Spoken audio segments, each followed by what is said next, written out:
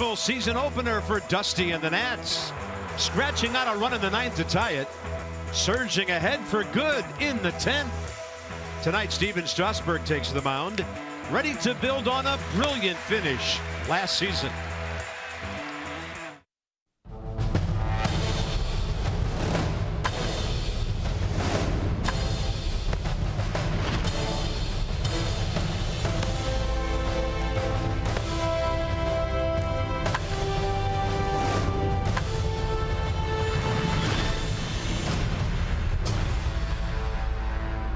Cloudy evening at Turner Field in Atlanta. Second game of the 2016 season. There's Hammerin' Hank, and there's Hammerin' Mr. Murphy. Couple of hits the other day, RBIs. The guy's doing it all for the Nats early in the season. We hope for more on him in a moment. And that was a great win on Monday, but the news tempered a bit in the last couple of hours. Ben Revere has been placed on the DL. Matt Dendecker is on his way back to the Nats. Yeah, right oblique strain for Ben Revere, something you really don't want to mess around with. And all the talk in the offseason was about the injuries in 2015 and how you have to avoid them in 2016. So opening day, the Nats kind of pick up right where they left off. Their leadoff hitter, their center fielder, Ben Revere, out with a right oblique strain. Gives Matt Dendecker a chance, like you said. But you just hope that this is not something that's going to continue for this ball club. It was the story of last year, and we don't want it to be the story of this year. And, of course, a big opportunity for Michael A. Taylor. He just steps right in. Dusty told him before the ball game tonight, get on base any way you can. But he was clearing the bases during spring training. In the cage today, he was leaning next to Dusty. I said, that's a young Dusty Baker right there when Michael Taylor was sitting. He said, shoot, Michael Taylor's got way more pop than me. 5 home runs in spring training for Michael Taylor. He gets his opportunity right now, and it couldn't come at a better time, Carp. He's locked in from spring training. He didn't have to sit around a week. He's still going to have his rhythm. This is his chance to shine. And by the way, Steven Strasburg goes for the Nats tonight. More on him in segment 2 coming up in a moment. But let's go back to Daniel Murphy.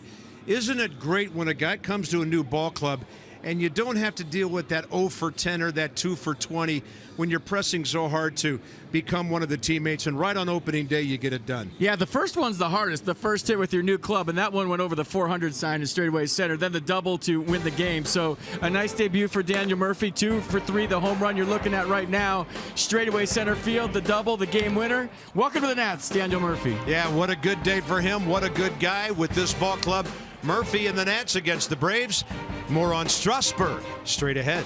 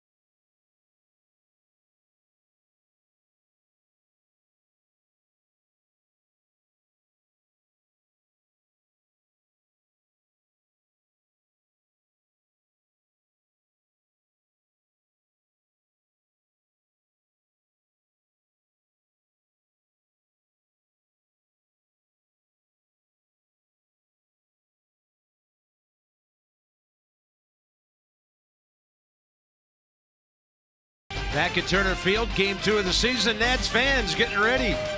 Yeah, a little refreshment outside the ballpark. and then in to watch Steven Strasburg and the Nats take on the Braves after a scintillating opening day win just a couple of days ago. Let's check in on Steven Strasburg. October 1st, 2015, FP wrapped up his season right here, and it was indicative of the way he pitched after the All-Star break. His last 4 starts, he was 3-0 with the 0.62. Is that any good? In the last 10 starts of the 2015 season, he struck out a ridiculous 37% of the hitters he faced. He was absolutely locked in.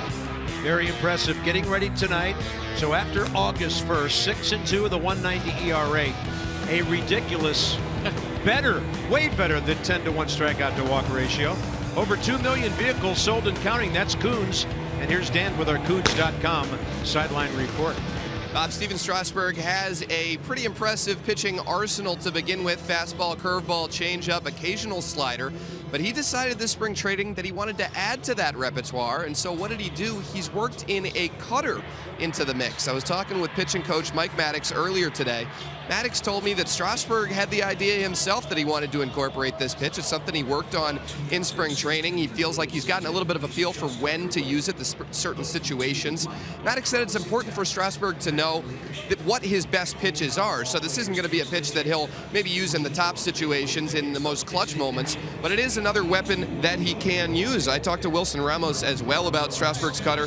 He said there were a couple times in spring where Strasburg threw the cutter and a hitter aware of Strasburg's normal array of pitches went, oh, he's got that now? Kind of talking to himself in the batter's box. Ramos said he likes the pitch. Could be yet another weapon for a guy who already has a number of strong weapons, Bob. The fastball, the curveball, the devastating changeup. So who knows what Steven Strasburg has up his sleeve. And then Bryce Harper, one of the youngest players in big league history to have 4, count them 4 now, opening day home runs.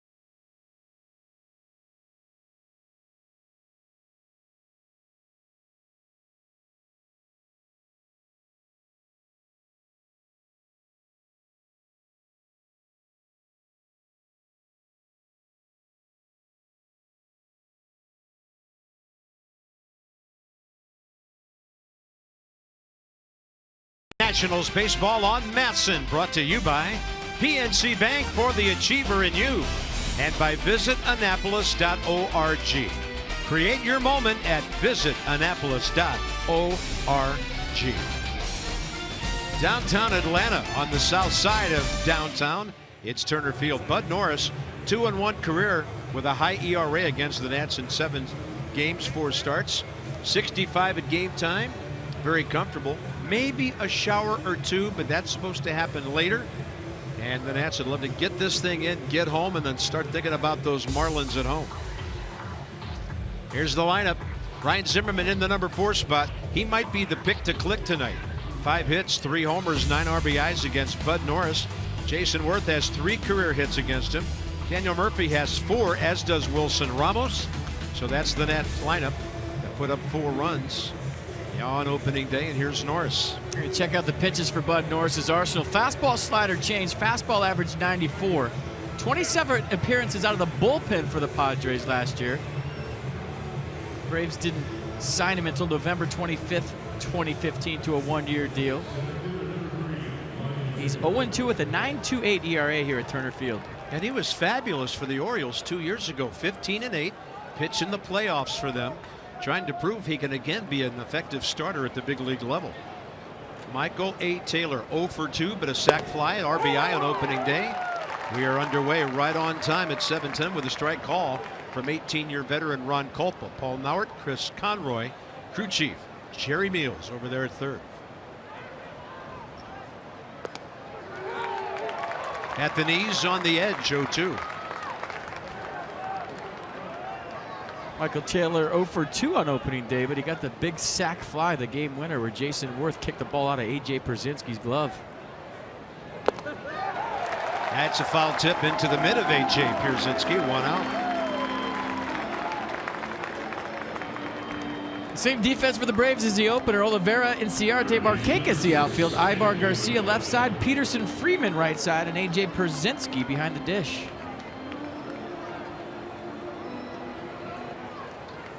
A lot of people dressed like blue seats tonight. It's kind of a strange sensation here. They only got their audio system up and running about a half hour ago. It was totally quiet in the ballpark until about 6:30. I thought maybe it was some new retro thing they were trying, but there's too much marketing and promotion to be done these days for that sort of thing. But it was very, very different. It was nice. We had a nice little study hall up here while we were doing our lineups. We could hear each other while chatting during our pregame preparation. A lot of work done. I liked it. Rendon had a base hit. First time up Monday. It was up the middle. Hit a couple of hard balls after that. He went 1 for 5 on opening day. The focus on Rendon up here with 1 out, first inning. Yeah, that wasn't a selfie. The hand was definitely in the way.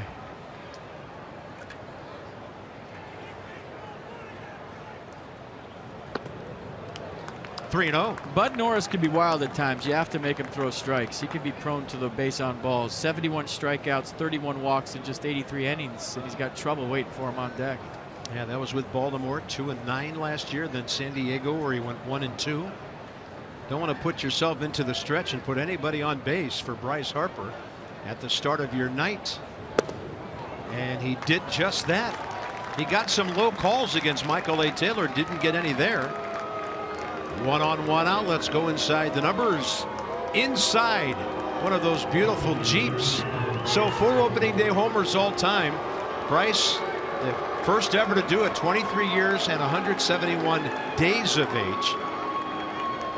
With some great hitters on that list, huh? Fans are chanting Bud after a 4-pitch walk. Weird. Gary Carter. Baseball misses him. One of the great offensive catchers of all time. Mr. Opening Day. 0 for 2 career against Bud Norris, so he hasn't seen him much. And Bud Norris has missed 5 in a row. That's where you got to be careful if you're Bud Norris. You throw him 5 in a row and you're thinking, I just got to throw a strike. I just got to throw a strike. You lay it right down the middle, it's going to be 2-0 in a click.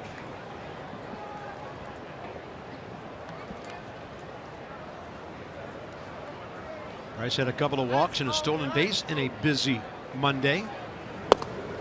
That one in there at 93 to even things up. It's a ground ball if you swing and hit the bottom of the strike zone. Good pitch.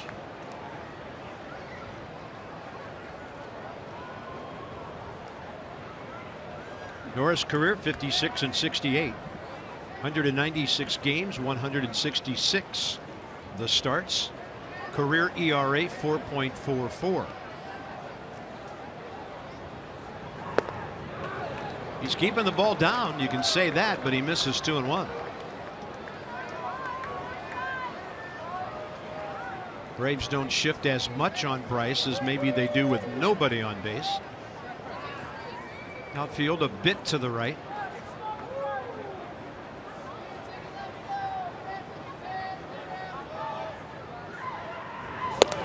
And he misses up and away, ball 3.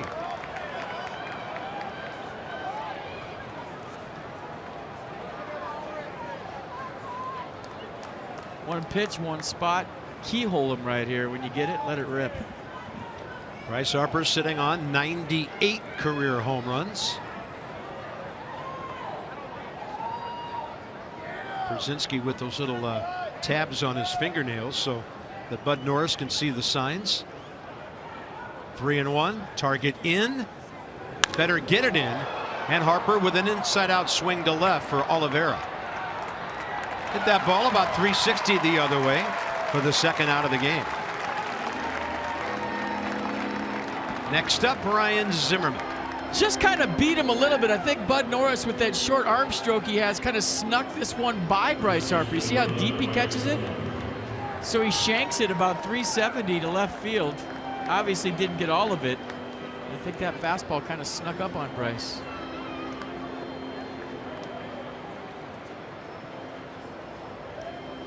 Ryan Zimmerman, a base hit his third time up Monday. Reached on a couple of errors, costly ones, that the Braves made on the infield.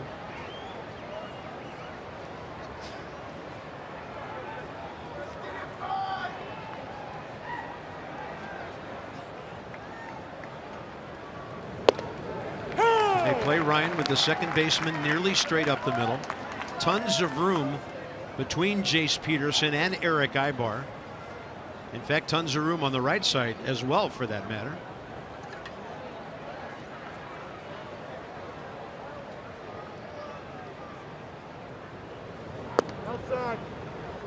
Ron Culpa with location 1-1.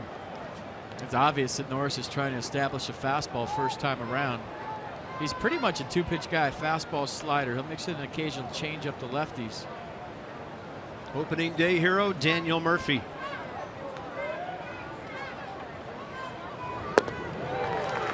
That thing out of the zone and well out by the time Ryan finished his swing.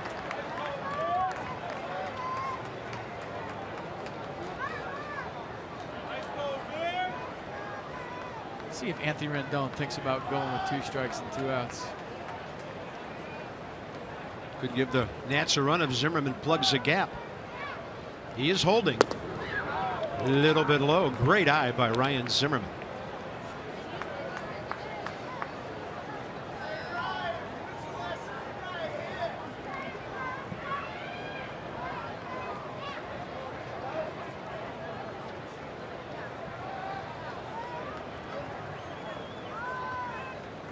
Target away. Fastball jammed him. Freddie Freeman, first base side.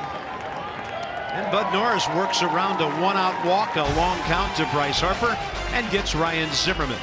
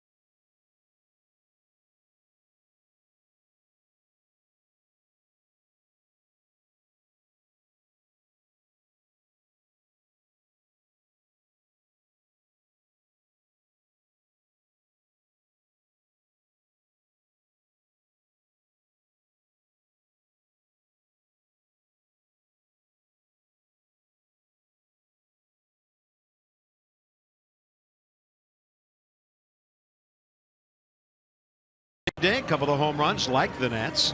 A lot of new faces here in Atlanta. Nick Markakis was a new face at this time last year. He went out and hit .296 for this ball club. He's always been good against the Nats as an Oriole or a Brave. Good batting average, good on base percentage, and slugging. He hits behind Freddie Freeman and Adonis Garcia. And here's Steven Strasburg sitting on 54 career wins. The fastball last year for Strasburg averaged 95.4 miles an hour. Curveball change to go with it. And as Massive Dan said in his report, really good stuff, by the way, as Strasburg's been incorporating a cutter So we'll keep an eye on that. Opponents hit .236 against Steven last year. In his last, 13 starts, a 1.76 ERA, struck out 110 and walked just 12 hitters. So he's trying to pick up right where he left off. Ender Inciarte. 1 for 4 with a walk on opening day.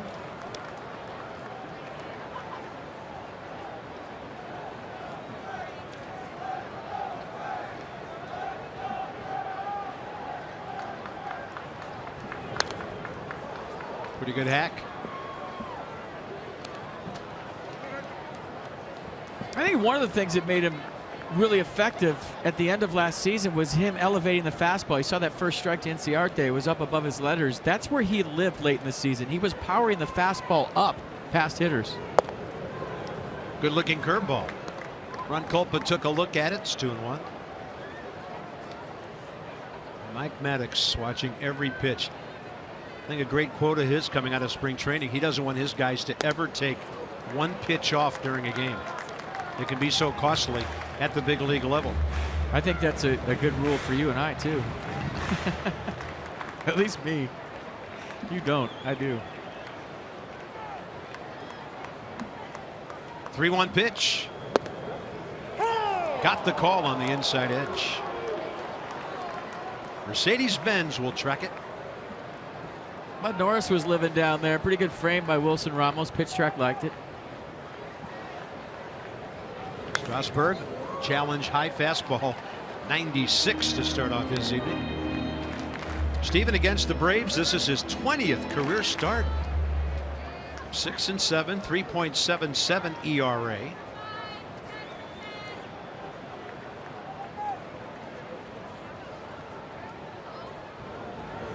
Missed on a 3-2. Pulling that fastball a couple of times to the glove side in that at bat. Might be a little excited right now. He'll lock in a minute. Worth, Taylor, Harper, your outfield. Espinosa, Rendon, left side. Murphy, Zimmerman, right side. And Wilson Ramos behind the plate. Michael A. Taylor, all the speed you could want in center field in a big ballpark with huge gaps. And Dusty Baker now has 13 opening day wins. Only Bobby Cox with 14 and the great John McGraw, who had 17, have more. Boys gave him the game ball after the game. Cool.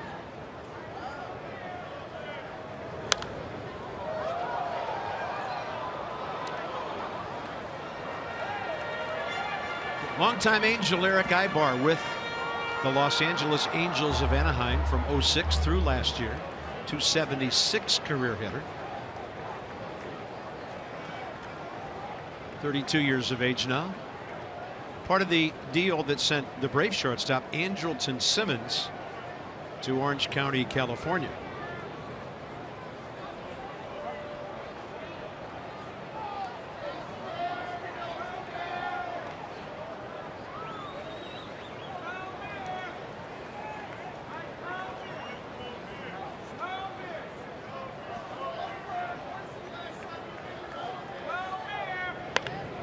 Had him way out ahead.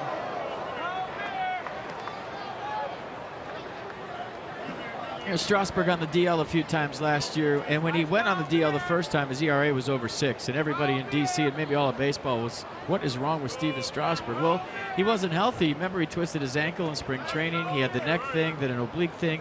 A lot of things going on last year. When he came off the second time, I feel like he worked on his mechanics, talked to a lot of guys in the clubhouse, some of his fellow pitchers, about the importance of the fastball and trusting it.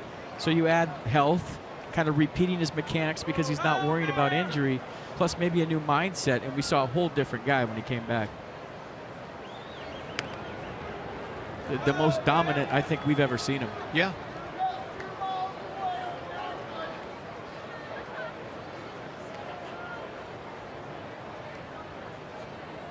Ibar always a good contact man who can run.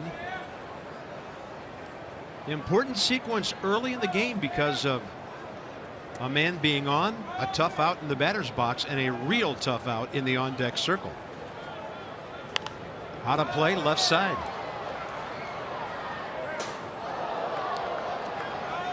Inside the numbers more on Steven Strasburg, brought to you by Jeep. So after August 1st, only 3 better ERAs. Jake Arrieta should have got called up to another league. He had a pretty good opening day.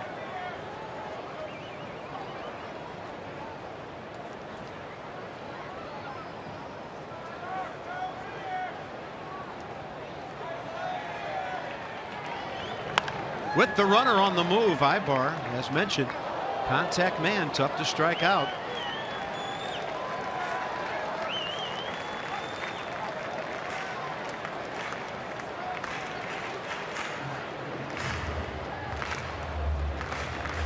Danger lurking. Freddie Freeman has really great numbers against Steven Strasburg. He has great numbers, whoever puts a curly W on their hat. It doesn't matter who it is. Yeah. Get Cy Young out here with the curly W on his hat and he'd get 4 hits. Target away on 0-2. Runner holds. Bouncing ball right side. Murphy. Espinosa's got a gun. 4-6-3. The best possible thing to happen before you face Freddie Freeman.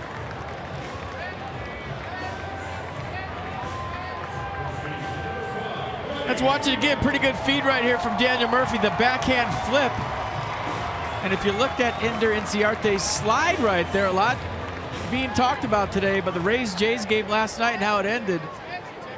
He stayed in his line. He was in arm's reach of the bag, and he didn't go past the bag, so that was a good slide by Ender Inciarte. Yeah. Something that we have to watch now, no matter how lame it is. Well, that thing last night, I mean, the tying run was in the process of scoring during that attempted double play. And when they called the runner out, Batista, game over. Taking an already interesting situation and turning it into a real brouhaha from the Blue Jays standpoint. I just think the spirit of the rule is to protect the player, and you're all for that. I don't think reaching out to grab an ankle is really going to hurt anybody. Breaking ball and Freddie Freeman over the top of it. Good pitch by Steven Strasburg to get ahead 1-2. And hopefully I can get into the conversation a little bit later in this ball game because I have a lot to say about it. There's the rule, Carp. I'm not a good reader. Need a bona fide slide. If he does not engage in that, interference and the runner's out. That was Strasburg drops the changeup on Freddie Freeman. A bona fide changeup at that. That was bona fide. And a for real second inning coming up right now.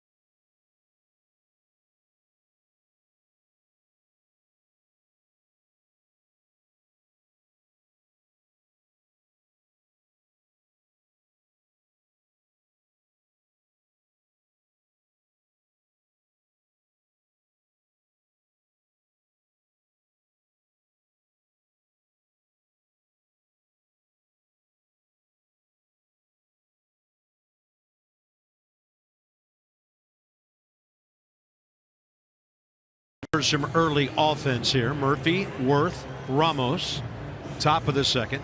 If the Nats win big, everybody wins. When they get 7 or more, you get 50% off. Regular menu price. Online orders at papajohns.com. Enter promo code NATS50. That's better ingredients, better pizza. Papa John's, the official pizza of your Washington Nationals, and that's valid at participating D.C., Maryland, and Northern Virginia Papa John's. In case you lived under a rock or you're living under a rock and you miss opening day, the newest Nat, Daniel Murphy, his first hit at Tater. He walked his first time up, then he went straight away his second time up. And then with all the chips in the middle, ball game on the line, he goes to left field to score Ryan Zimmerman, who reached on a error. So home run, game-winning RBI, not bad. First pitch grounder between the legs of Freddie Freeman. Recovers. Was Norris on the bag? First base umpire Paul Nauert says he was. And he has a short chat with Davey Lopes. Chris Spire went to the phone. Dusty Baker saying, hold on. And we'll look at it again. Well, kind of got away from Freeman farther than you thought. Was Bud Norris's foot on there? I couldn't tell right there. What do you got, guys? Did it stay on while he caught it? Ball and glove. Yeah, looks good. I think he's close. I don't know if I'd use my challenge that early on that one. And Dusty Baker isn't. Good call. It'll go down as a 3-1.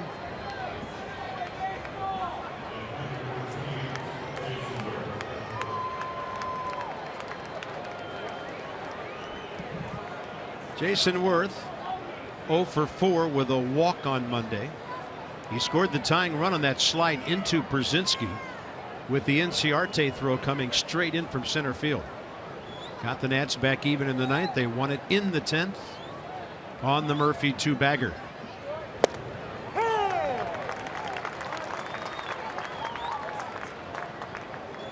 Jason 3 for 16 with an RBI career against Bud Norris.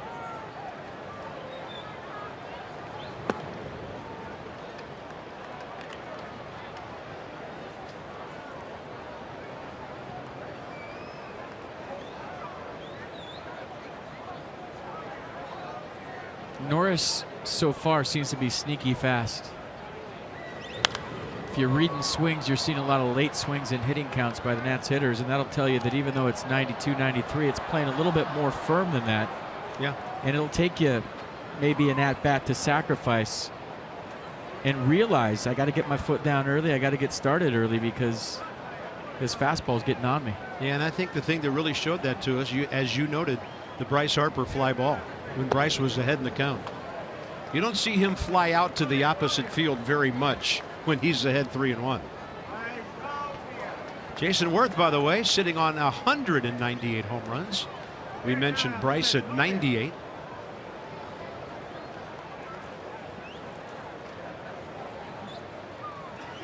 And a 2-2. Breaking ball had him reaching.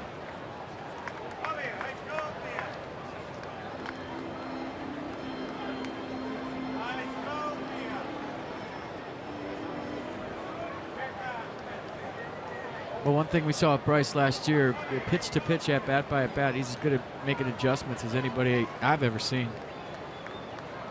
He'll catch it out front next time, guaranteed. Good dude tonight, too, by the way. Well, they had Jason Worth play perfectly, didn't they? Eric Ibar didn't have to shuffle for that one. This week only, T-Mobile customers get a free season-long subscription to MLB.TV Premium. Go to T-Mobile.com/MLB. Sign up, catch every moment on America's fastest growing LTE network.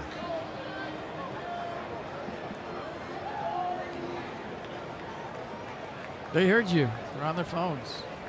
Sign me up. I like the glasses. Here's Wilson Ramos. Had a couple of knocks. He had that big base hit through the right side of the infield. And they're not playing three men on the left side of the infield tonight, are they? No. That was kind of a sneaky, real valuable thing in that ball game that got overlooked a bit. That was before the Espinosa bunt that loaded the bases. And then the Taylor sac fly that tied the game. Wilson was 2 for 5 on Monday. I just don't know how, if you're Freddie Gonzalez and seeing Wilson Ramos play 19 times over the last 3 years, that you employ that shift at that time of the ball game when we're sitting up here going, he hits it there all the time. Just hit a 15 hopper through there. Hit a double play ball. It's a hit. It's not that easy to steer it, but Wilson Ramos was trying the whole at bat to hit that hole. And he did it on a 2-strike count. And he finally did. And besides Danny Espinosa's bunt, I mean, there's a lot of plays. It's a team effort. And Jason Worth's slide, Michael Taylor putting the ball in play. A lot of things where you could point to were turning points in that game, but that to me was one of the biggest. 1-2. Way outside.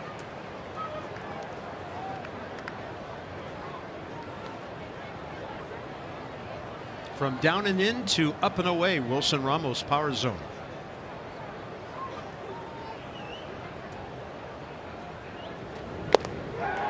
Well, sometimes a guy will hang a breaking ball. He'll hang it so far up and in, the hitter can't get to it. 5 in a row for Norris.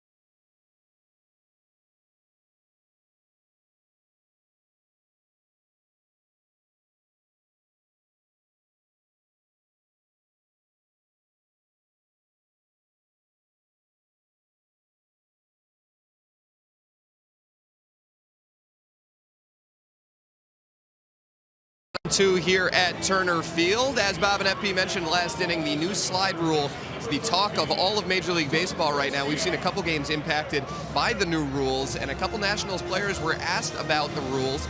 The other day after the opener here in Atlanta, Danny Espinosa, while remaining politically correct on it, said as long as there aren't extreme slides, I thought we were okay where we were at. It was kind of fun to have the pressure when you're turning a DP and someone's bearing down on you. He enjoys turning a double play with the pressure. Dusty Baker said he wouldn't be surprised if the rule actually gets adjusted as the season goes on, guys. Maybe something like the transfer rule that we saw a couple years ago. He said it's tough because sliding isn't something you think about.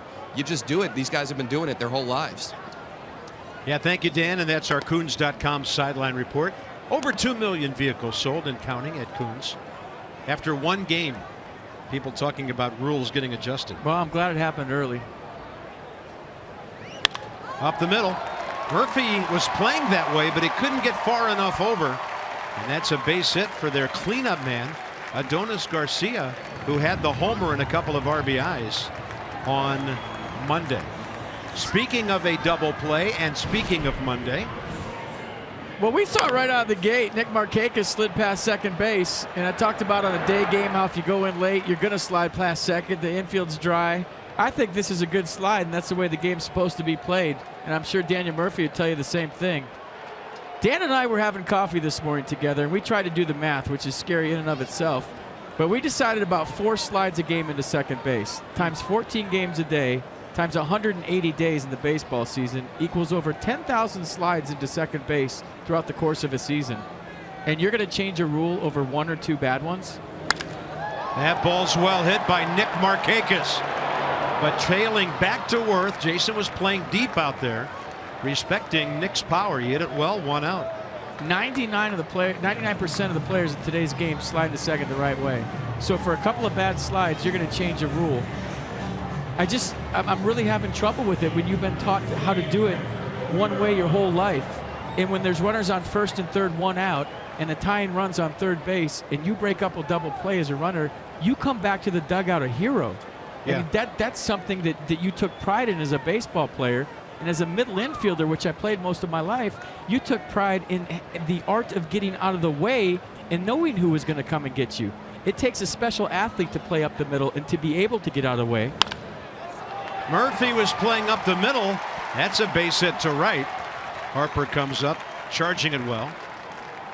Oliveira has his first base hit of the year. There's a reason why Wilson Ramos isn't a shortstop, because it takes a certain athlete to be able to do that ballet act to get out of the way of a guy coming in hard. So now you're taking a very exciting, a very valuable play out of the game of baseball. You already have managers that don't argue with umpires anymore. There's no collisions at home plate. And now you have to slide straight into the base at second base, and you want baseball to be more exciting. I don't get it. Well said. And I just hope when baseball does these sort of things that they're consulting a great number of baseball people. They're not. As in ex-players, managers, and we hear that that's not what's happening. That's the problem. Park Avenue's making rules with people that never played the game before. And those poor guys that you're looking at right now, the umpires have to. They're in the middle of it. They have to enforce it and sit there and get their slide rules out and decide if it was a good slide or not. I'm all about safety of the players, but at this cost, to me, it's ridiculous. Here's Pierzynski, who was 0 for 4, including a double play, the one you just saw on Monday.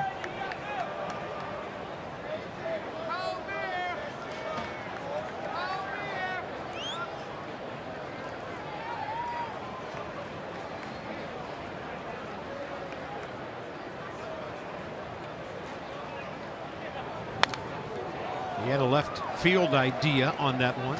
0-2.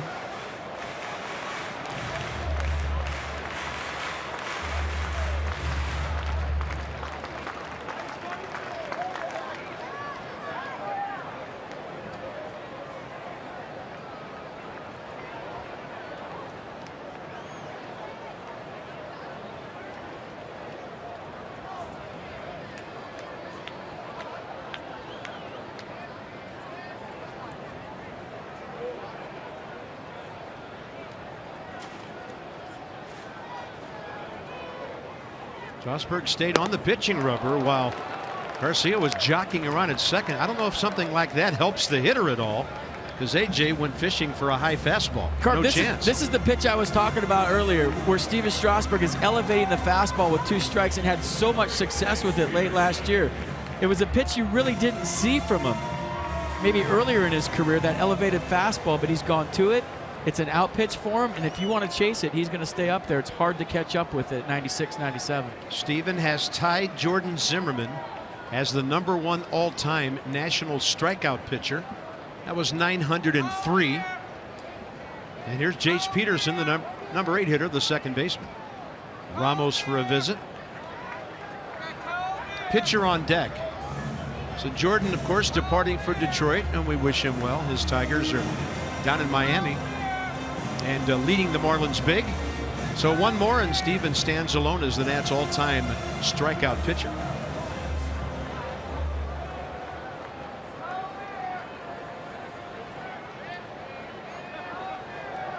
Tigers 7, Marlins 2, bottom of the 8th, down in Florida.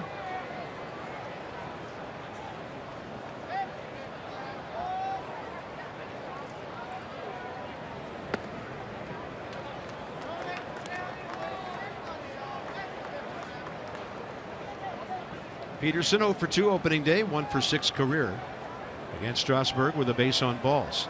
Classic National League situation here. Number 8 hitter in there, 2 men aboard, and the pitcher next.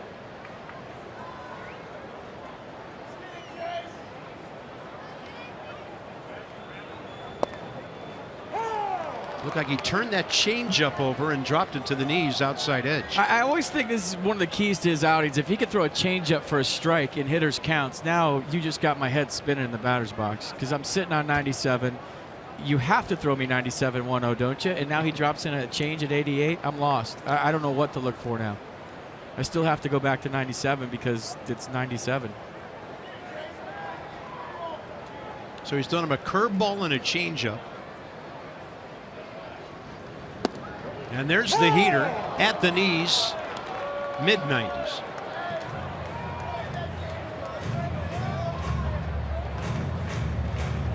Peterson struck out 3 times yesterday, and I believe a few of them were on high fastballs. Let's see if he goes back to that high heater here in a 1-2 count. As Scherzer got him on such a pitch in the 5th inning.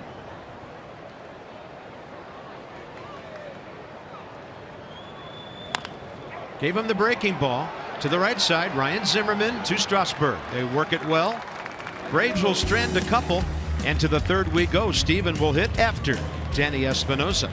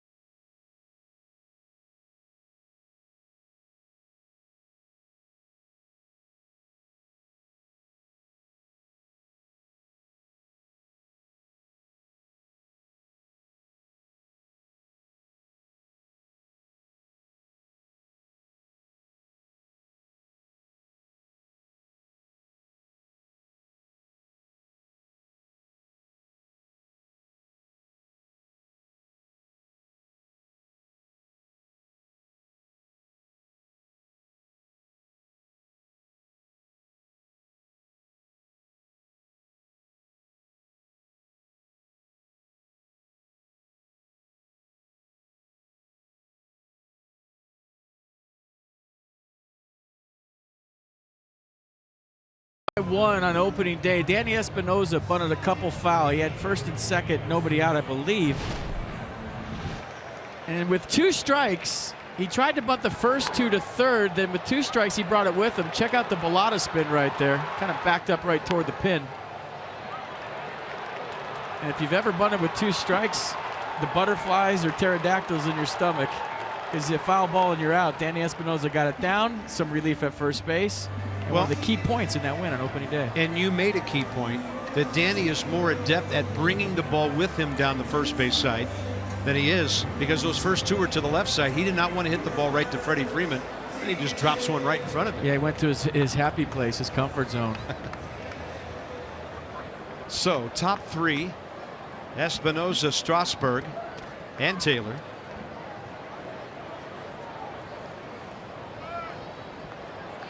Danny hit a hard line drive his first time up opening day. He's had a couple of good at bats. He's 2 for 12 career with a couple of walks against Bud Norris, who's thrown 29 pitches, 16 strikes, and that catches the outer edge.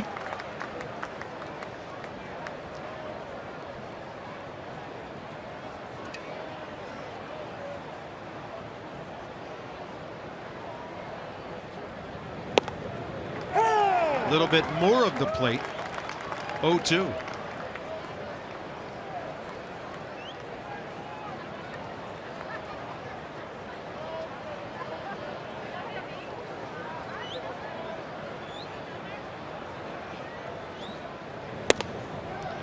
It's a good take, trying to tease him with that top of the zone, above the top of the zone fastball. And Norris has been operating low in the zone.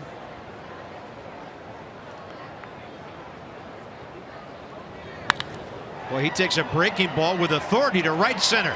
Watch Danny run. He's thinking 3 until they stop him, and he will stop as Inciarte got to the ball quickly.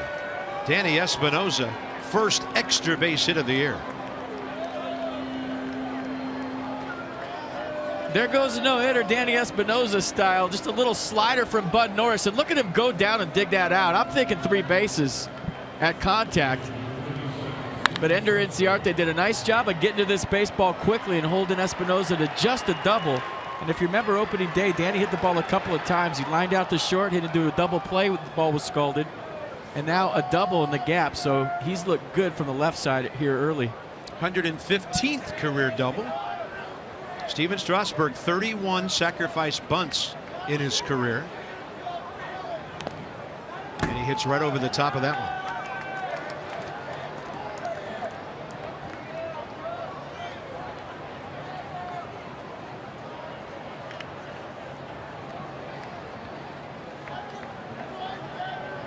Good wheels on second. Just make the first bounce be in the dirt, and the job will be done. Yeah, Freeman positioning himself for a hard charge and a throw to third. Danny checks off and swings. Espinosa's now caught. They almost threw one away. Strasburg at first base, one out. So the net switched off, but he hit a sharp one-hopper into the pitcher's glove. Well, it's early. Dusty Baker being aggressive. Let Steven Strasburg try the butcher boy. Pull the bat back, go up the middle. He tried to get it to the right side. It's a tough read for Danny Espinosa. He's thinking anything to my left, I'm going to third. He saw it initially to his left. He just didn't make it get past Bud Norris. So a tough read for Espinosa. He did a nice job of staying in the pickle, but Steven Strasburg had no notions of going to second base. He just had his foot on first and wasn't moving. Okay, How'd you score that, by the way? Well, that play, it looks like a lottery ticket, this play. Yeah, give it to me. Right now, unofficially, I have 156-546. We'll have to check it out. For season tickets, call 156. That's what I'm saying. 546. It's not your everyday bang-bang number you write in the scorebook. And there's a high breaking ball fouled back by Michael A. Taylor. I mean, all three infielders got in on the act.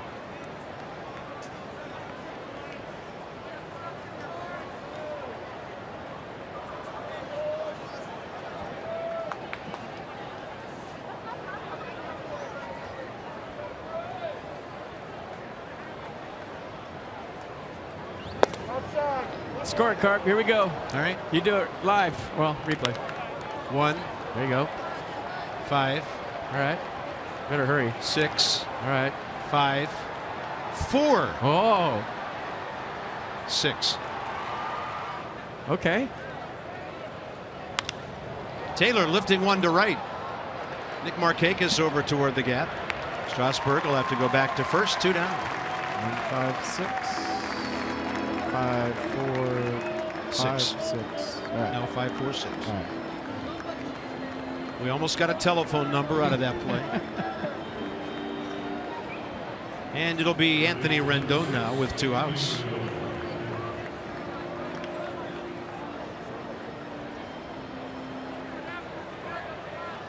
Last one you could just write down 9.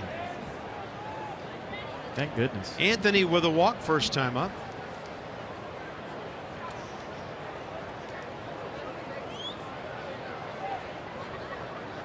Freddie Freeman not on the bag, neither Strasburg, kind of playing right behind him. He'd like to be able to cut off a ground ball to the right side if it's reachable. Left center is wide open for Anthony Rendon. It is.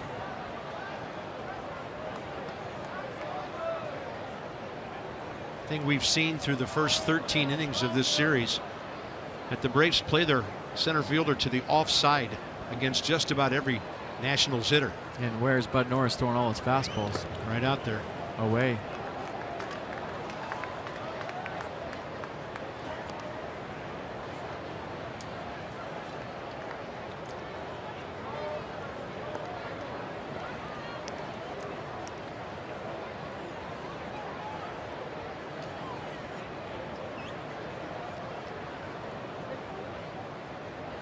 Anthony likes to shoot that right side. There's over 90 feet of room over there. 2-0 pitch. He got something to pull, and he kind of skied it to center there. I thought he was going to be all over that thing. And under the twilight, Inciarte pulls it in. There's that sneaky fast fastball of Bud Norris again.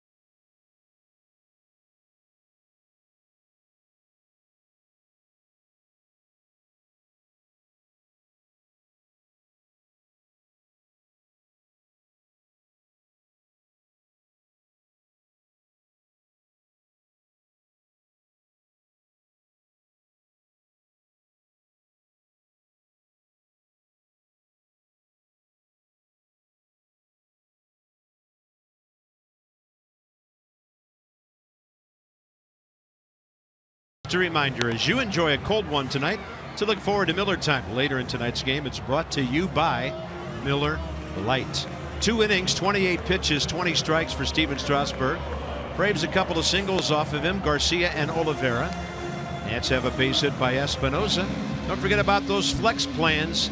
The choice is yours, and this one's a 4-gamer starting at just $80. Plus, we'll throw in a free Nationals grill item, so you can flip some burgers when you're not at the ballpark. Visit nationals.com/flex to buy your flex plan right now. That's a nice night for a sweatshirt. Maybe some sleeves. That kid was sticking a pen in his ear. I don't know about that.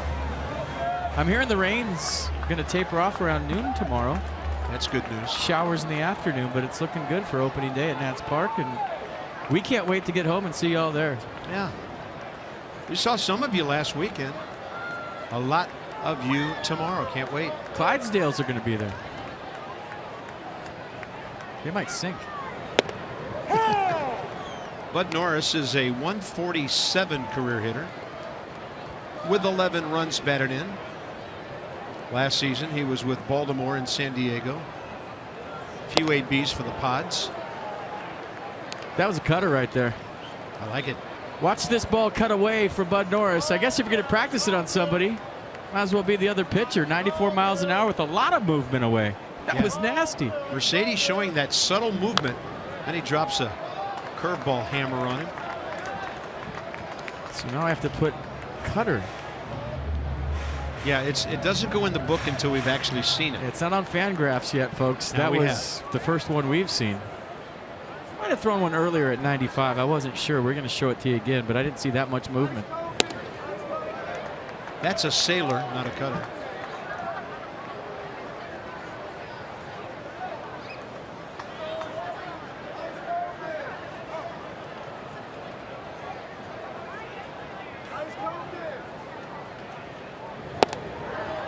'89.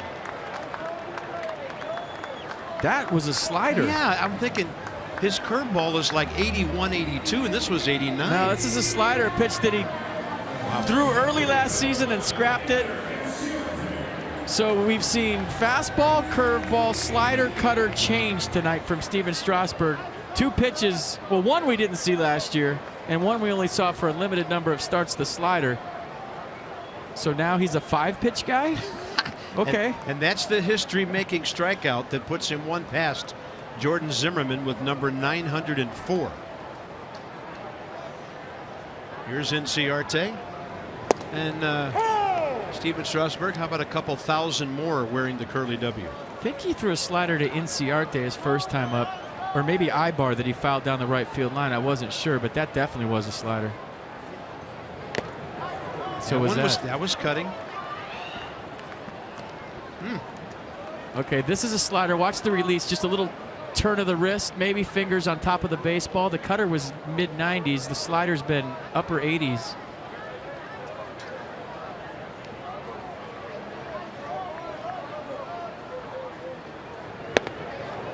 That will move a left-handed hitter back. Inciarte worked a 3-2 count, bottom of the first, and walked to lead off. Steven got a big double play ball against Eric Ibar before striking out Freddie Freeman. Oh, he's got all of his pitches working tonight, and that hurt. Yes, it did.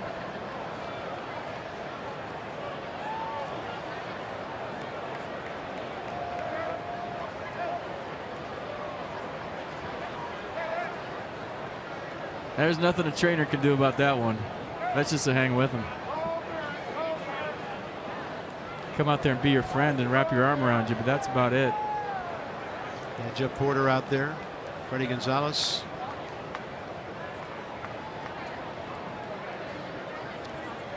But that was a nasty breaking ball that he fouled straight down. And Steven Strasburg right now is throwing almost everything in the strike zone. More numbers as we go inside with Jeep. So for starters, over 4 full seasons, facing at least 1,500 batters, Max is just ahead of Steven, and Yu Darvish of the Rangers at 11.22. Sale and Kershaw.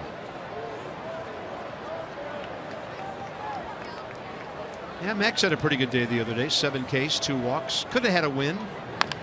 There's a bouncer. Strasburg will get it. On to Zimmerman. 2 outs. Bottom of the 3rd. I'll tell you what, word is spreading that Braves dugout right now. And there's probably a few guys mad at the advanced scouting report saying, you didn't tell me he had a cutter and a slider. But definitely word spreading. I'm sure that maybe Masson Dan has a few more followers now from Atlanta. And maybe Inciarte's even saying that right now. He threw me a slider, he threw me a cutter. I didn't see that in the scout report. Well, so many rainouts at the end of spring training. Steven really hasn't thrown that many innings between the lines. He's gotten his work in bullpen sessions, but really in terms of innings pitched competitively, not that many in the last 2 weeks. There's a beautiful curveball that drops in 1-1 to Eric Ibar.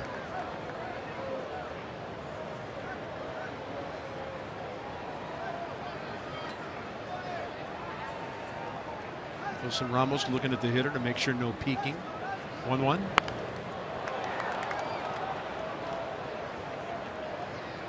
But when you look at Max Scherzer's career, when he came up, Carp, he was just a guy that threw it past you. And then he developed all the secondary pitches to be lethal. And he worked on the curveball in Detroit in the bullpen and taking basically speed off his slider to add another pitch. And I think the evolution of any good pitcher is staying ahead of the curve, staying ahead of the league, and giving them different looks as you get older. And we're seeing that tonight with Steven Strasburg. Slider and a cutter. And like you said, with a great point, he's throwing all of them for strike. He's not just chunking them up there and hoping for the best. He's got good command. He's elevating the fastball above the strike zone when he wants to. This is really advanced stuff. This is the veteran Steven Strasburg you're looking at tonight, folks. Mike Maddox digging it too.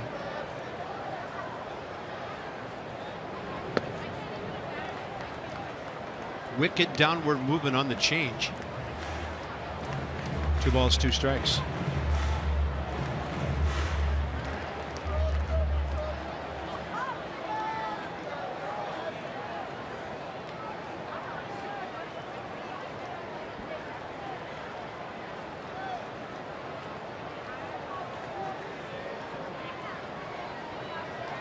Ramos has a lot of fingers to put down these days. Well, I like that Steven Strasburg's thinking out there. You know, usually there's been times when the two have butted heads, to put it quite frankly, and the fact that he knows what he wants to throw and he hasn't gotten it yet, I like that. Down and in.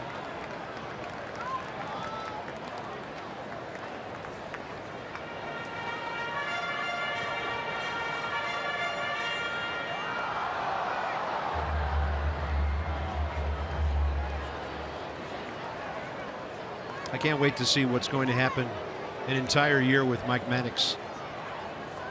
3-2, 2 outs. Fastball banged up the middle, and that gets Freeman to the plate.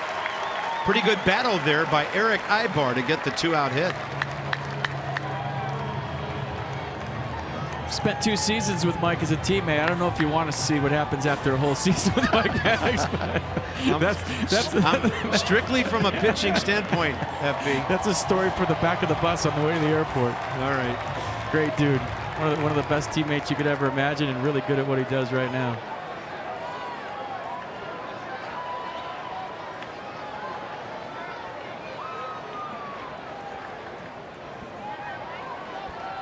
Freddie Freeman. Strasburg got him on a hard-breaking ball in the dirt first time, ending the first inning. But he has 12 career hits and 3 homers against Steven. And that's a changeup up. Even at 93 and elevated, it still had the away movement. Wow. It might have been. I don't know. I've never seen him throw one that hard before, but the movement looked like it. You're right. I don't know. He's already struck us out up here. That should be a slider. He said 3. 3 is usually a slider. Let's see what he throws. This is fun. Yeah, there it is. That was 90-mile-an-hour slider.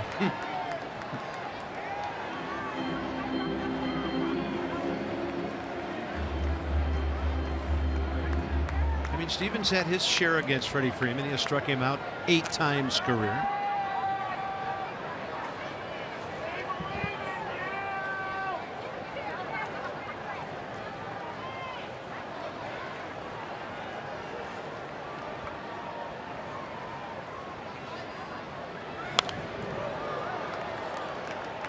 Kind of a little different setup too out of the stretch, if you haven't noticed. Kind of a bent front knee, the ball in his bare hand, stuff I haven't seen out of him before either. I was watching him in the first inning, really twirling the ball in his hand. He was in the stretch position against Ibar. Watch the bent knee. Yeah, stay with this as long as you can. We don't want to miss a pitch, but watch the front bent knee. Right there, that's different, right? And then up into the set position. Poor Steven. Let's just break down everything. I think he's got a different necklace on too, Bob. Well, but I mean, it's news. Everything's news with Steven. Him and Bryce. A couple of years ago, everybody was so concerned he was shaking his arm in between pitches. It was sweat. He was getting the sweat off of his arm. 1-2, Ramos moves in. He didn't get it in there, but Freddie Freeman was still late for 95. Of course, we saw Monday Freddie Freeman can be late for a couple and then hit one right over the 400 mark.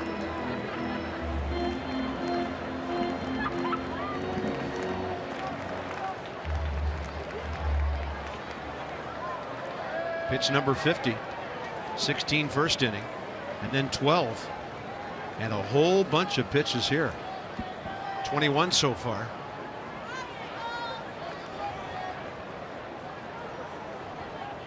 I like the cutter. Get that ball off his barrel. Looked like the changeup. That's Espinosa over there. That's had the shift on. And ladies and gentlemen, during that half inning, other than the screwball, we've described every pitch known to baseball. So there's Strasburg, and here comes Harper.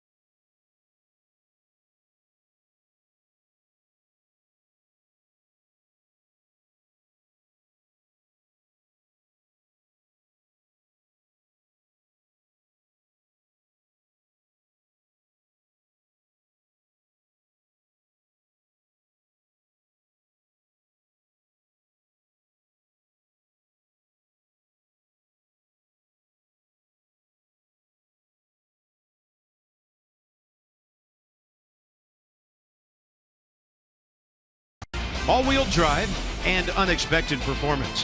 Visit buyatoyota.com this evening. Nice night in Atlanta, 65 at game time.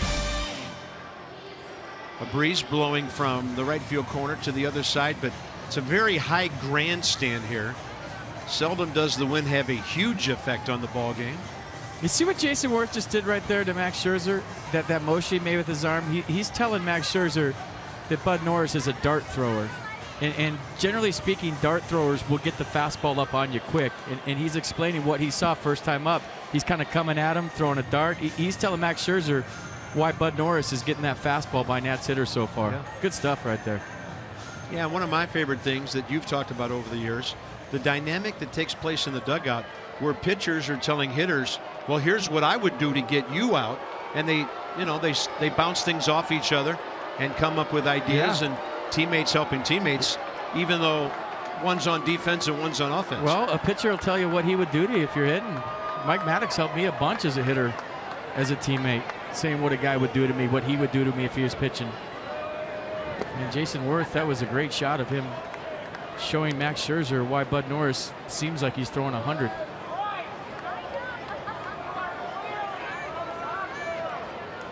Harper, Zimmerman, Murphy. 3-4-5. Scoreless game, top of the 4th. Ooh, Bryce got 94 upstairs all over it.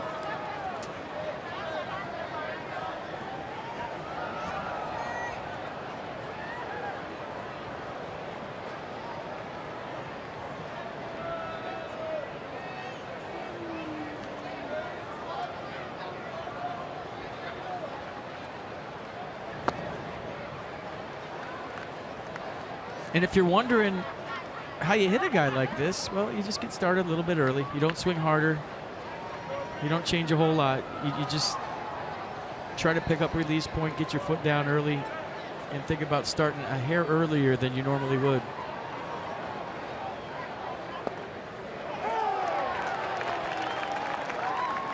Nissan will track a borderline pitch. Most of the ball inside the box.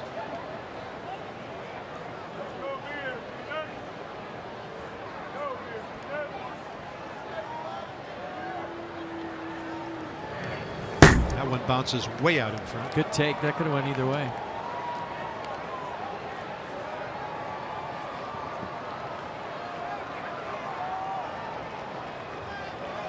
Strasburg's at 50 pitches through 3. Norris approaching 50.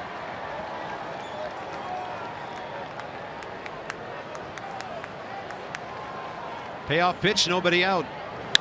Ripped. They were playing him to pull. It doesn't help. And Bryce Harper has his second hit in 5 official at-bats. We talked about his first time up. Fastball got a little bit deep on Bryce Harper. He's great at making adjustments. Second time up, watch. Fastball, he catches it out front. Last one got deep. This one out front, base hit. And if it's elevated, it's 1-0 Nats. He hit that ball right on the screws. Ryan Zimmerman next. And Norris had him get around late first time up with a pop fly to Freddie Freeman, caught in foul ground.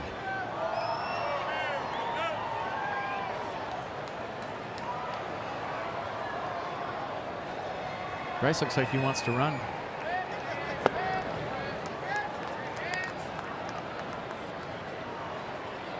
Well, Bryce ripped a bag here on Monday. That was in the 8th inning after a 1-out walk. It won't be too often that happens, and then Zimmerman and Murphy struck out. They did Monday. Bryce is going to score a lot of runs this year. He was going.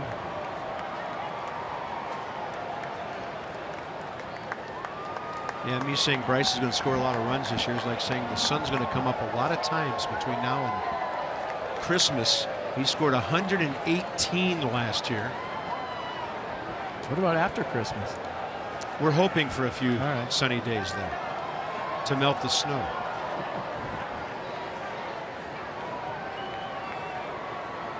Top 4, game 2 of the season. Now 3 veteran bats with Zimmerman, Murphy, and Worth. And Ryan rips one to the gap in right center. It is caught by Inciarte. Harper was beyond second, and look at the throw. Fantastic double play by Ender Inciarte, who hurt himself on that foul tip last inning and then lays out to keep the Nats off the board. You know what makes that play even better?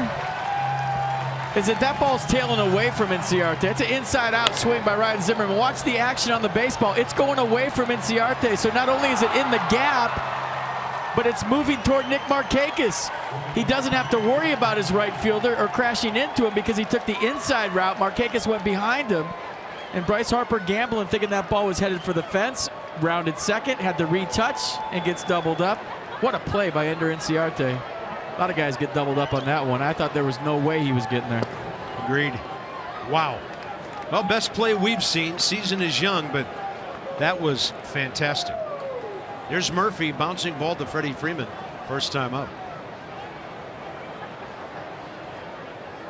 Crowd still buzzing about what they just saw. And Nick Markakis and Ender Inciarte haven't worked together that much. And as a center fielder, not having any fear of running into the off outfielder is what made that play.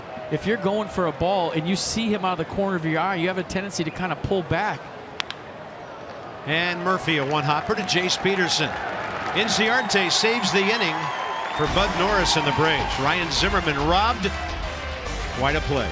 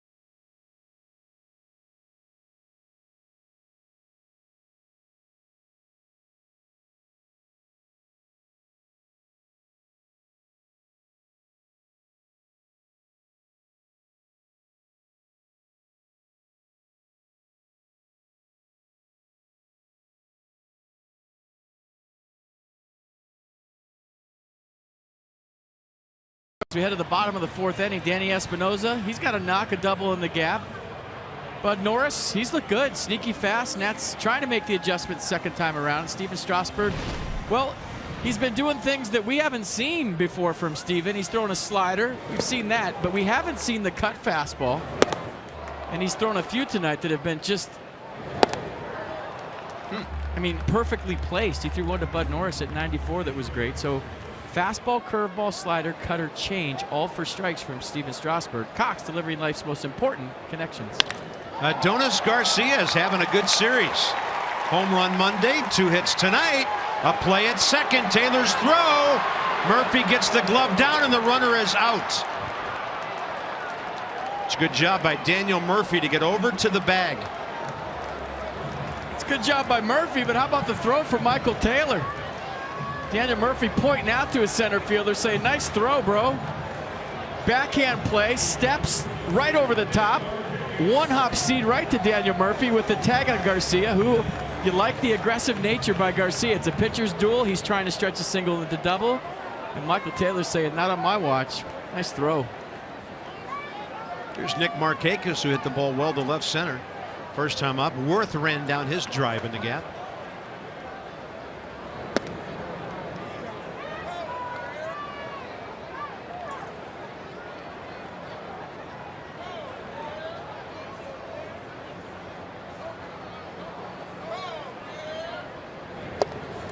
When you're a center fielder and you're going to left center field and you cut that ball off, the best thing Michael Taylor did was stick his right foot in the ground, stop his momentum, and come right over the top with a four-seam throw that didn't run. Yeah. It stayed true. It was right on the money.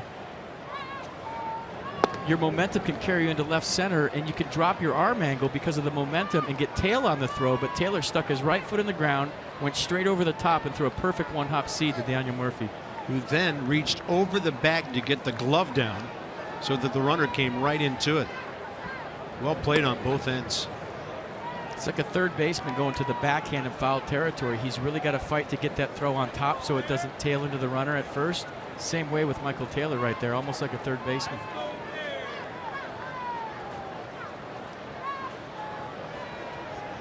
Three-one pitch.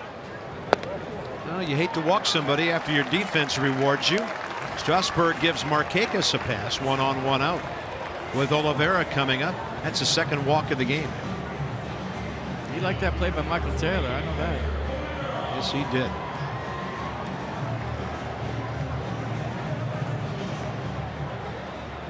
Oliveira with a base hit. Right side first time up. Murphy was playing shaded up the middle. Right now he and Espinosa looking for a double play ball.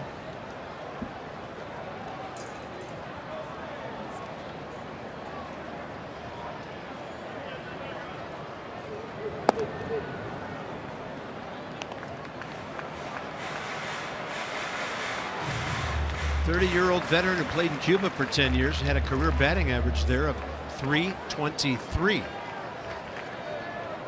Hit .253 after his call up to the Braves September 1st. 11 RBIs in 24 games.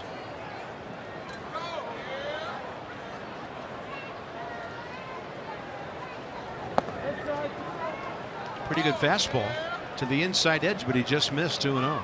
They really had the hitter handcuffed. Oliveira goes from Adrian Beltre stance to Julio Franco swing. Huh.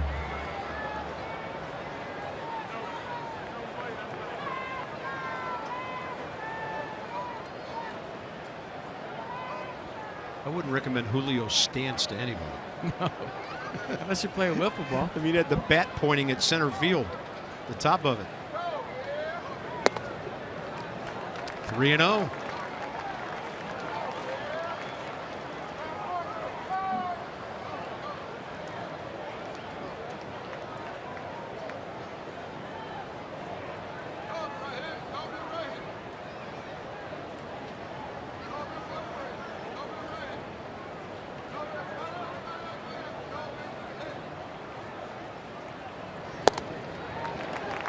See if Mike Maddox makes his first trip here. Yeah, here he comes. Try to fix him.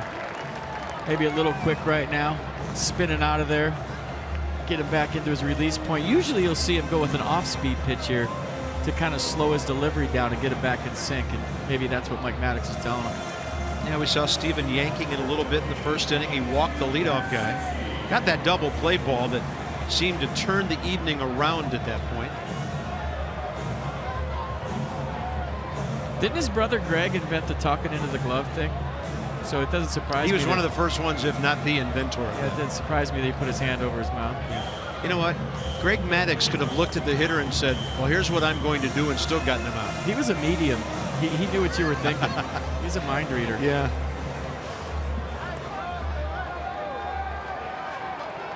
Hall of Famer. Yeah. In Chicago, he's a great one that got away, and he certainly made his name down here.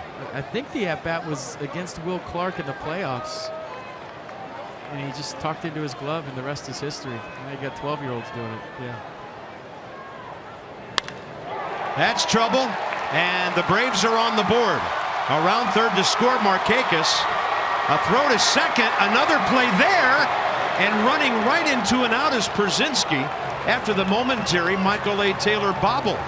So Taylor has 2 outfield assists, and the runner, the other runner, Oliveira, ends up at third. Well, you knew Przinsky was going to go first pitch hacking, and Michael Taylor going into the gap. Little bobble picks it up and rights himself with another good throw right on the money. And you really don't have a problem with Przinsky going for 2. If I'm Freddie Gonzalez, I have a problem with him not sliding. Just walking into a tag. You never know. We saw Jason Worth stick his foot into a glove the other day and be safe. So Strasburg has not retired a batter this inning. His center fielder has thrown out 2 runners. Base hit, walk, walk, base hit, and the Braves have only 1 run. And he's got to get Jace Peterson to keep it that way.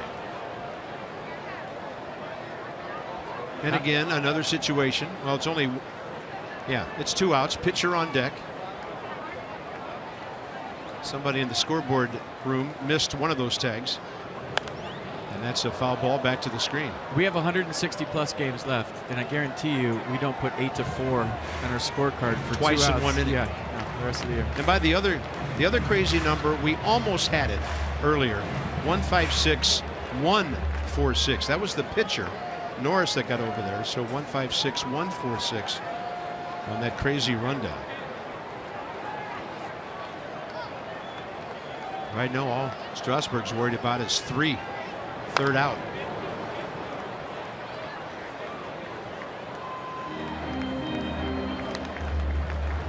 Scoreboard still hasn't figured out there are 2 outs here. There will be some disappointed fans if the Nats go off the field. It's early for scoreboard operators too. I know, but it's 1 and 2. It's not 1-5-6, 1-4-6. Now they got it. They put down the Budweiser and they got it. Swing and a miss on a nasty curveball in the dirt. So Strasburg, thanks to Michael A. Taylor and Daniel Murphy, does well to get out of the inning. Atlanta 1-0.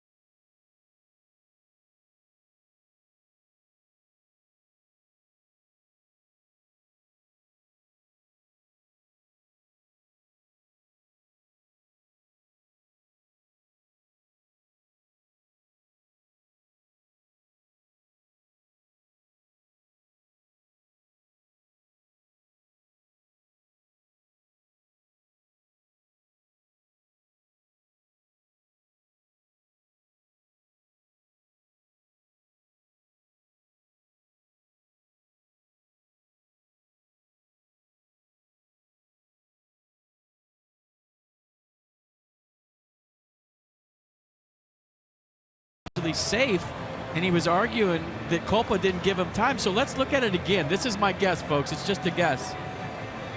And he's thinking that Przinsky, even though he didn't slide, might have got his foot in there before Murphy tagged him. And he's screaming for replay. And you saw the fist pump by Przinsky. I think he thought he was safe. Freddie thought he was safe and wanted to go to replay, but it didn't happen. Yeah, usually the manager will give the umpire a couple of hands out here. Hey, wait a minute, we're going to have a look at this. And then before we knew it, Strasburg was pitching to Jace Peterson. Well, that could be a big juncture in this ball game. They got 2 hits, 2 walks, and only scored 1 run. Worth, Ramos, and Espinoza. I thought with the naked eye that Przinsky was safe. And I think they at least wanted to look at it, but play continued quickly. And maybe that's almost like in the NFL when they know there's going to be a replay and you get on the ball real quick and you snap it so they can't go to replay. Strasburg got up in the mound through the pitch, and Freddie Gonzalez didn't have the opportunity to show that maybe his catcher was safe at second base.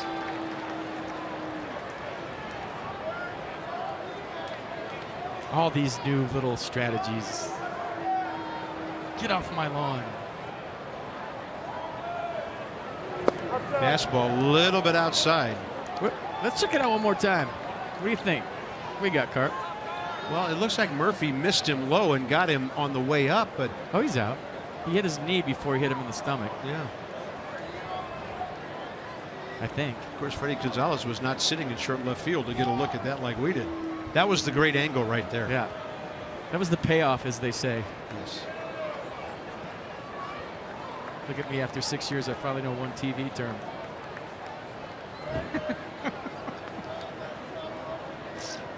1-2. It's a slow process. That is. That ball is ripped to his left eye bar. Well done. He had one of their errors on Monday. Makes a fine play on a scorcher right there. There's a t-shirt at Nats Park on April 9th. Marlins are in town. First 20,000 fans ages 21 and up. You receive a Nats t-shirt presented by Budweiser. Visit nationals.com to purchase your tickets today.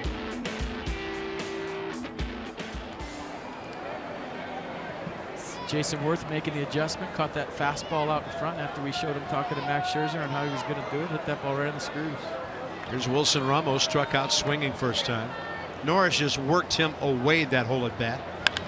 Tried to get inside there, and maybe that's why he did it the first time around. Wilson Ramos is 3 for 7 to start the season. Seeing some adjustments, aren't you? Second time around. Bryce Harper caught him out front. Ryan Zimmerman with a bolt in the gap got robbed. Jason Worth with a bullet. Now Wilson Ramos with a single. So that's what good major league hitters do. That's the difference between the big leagues and the minors. Big league hitters make adjustments at bat to at bat. Maybe minor league guys take a little bit longer. Danny Espinosa, double to right center first time up, and then hung up on a Strasburg one hopper to the pitcher after Steven had tried a bunt and then went Butcher Boy on the second pitch. So Danny is 2 for 5 to start his campaign.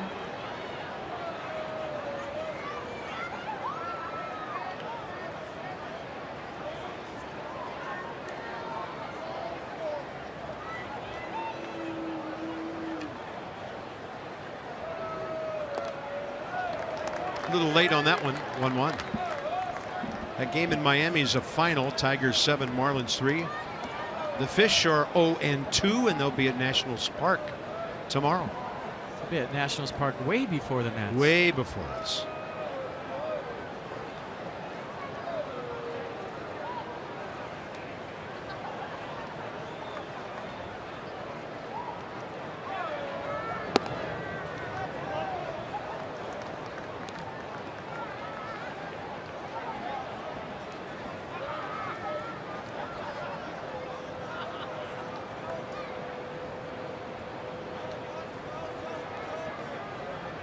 Tough guy to double up unless he hits it hard right at somebody. Danny can fly. Ramos short lead. Espinosa gets under one. It hits it left side. Hopes it gets out of play. It's twisting back enough so that Garcia can grab it.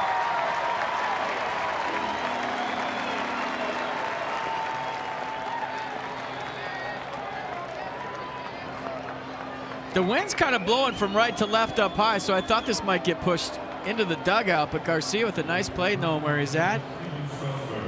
Almost goes into the Nats dugout and makes a nice play.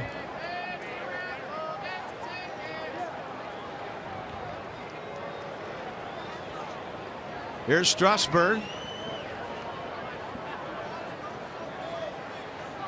Hit the ball sharply that time up, but it was a one hopper, and Norris speared it after Espinosa was at second base with nobody down.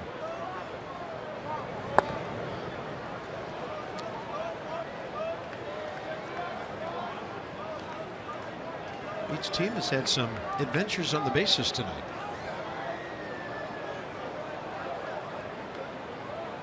I don't think anybody will blame Bryce Harper for getting doubled off on that Zimmerman ball. I thought he was going to score standing up. Unbelievable play by Ender Inciarte. 1-0 to Steven, who has 13 career RBIs, and that's a fastball that evens things up.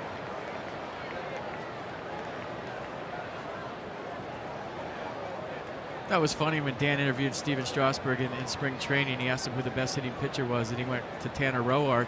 And I'm up in the booth going, you won a Silver Slugger. You are the best hitting pitcher until somebody else wins one of those. True. Stay with the champ. You have the crown.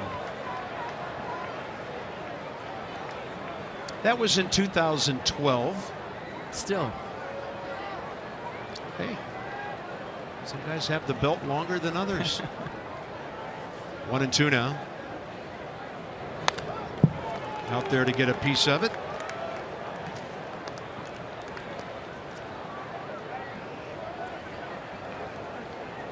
Steven Strasburg, 27 years of age now.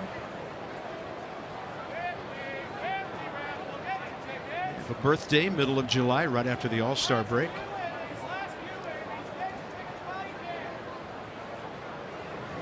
Can't reach that curveball. Inning over. Nats get a Ramos base hit. They've stranded 3 runners halfway through. Braves by 1.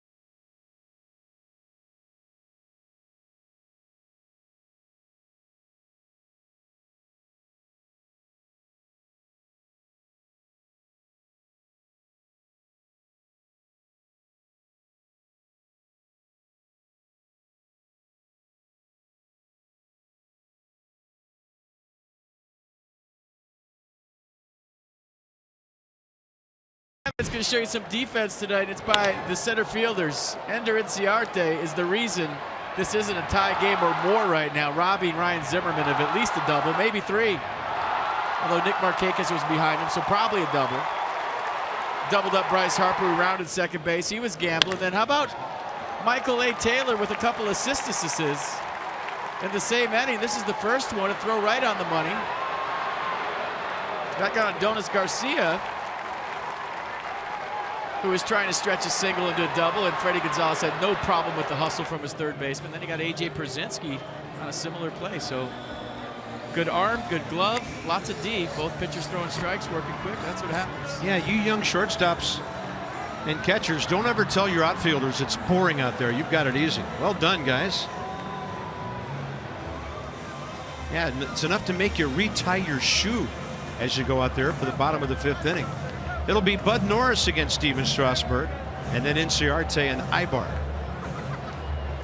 So he tried a slider earlier last season and scrapped it, but the one tonight has looked great. So this is a slider from Steven Strasburg. See it 88 miles an hour into Inciarte. And watch the cutter to Bud Norris. See that subtle little movement? For those of you that don't know, a slider's got some depth to it, so it'll break down and into a lefty, where a cutter just stays on the same plane and breaks into a lefty without the downward movement. Left side, Anthony Rendon. Ryan Zimmerman had to make a pretty big stretch to the backhand side out there. But a 1-pitch out. Top of the order, Inciarte 0 for 1 with a walk. Ibar 1 for 2 with a single.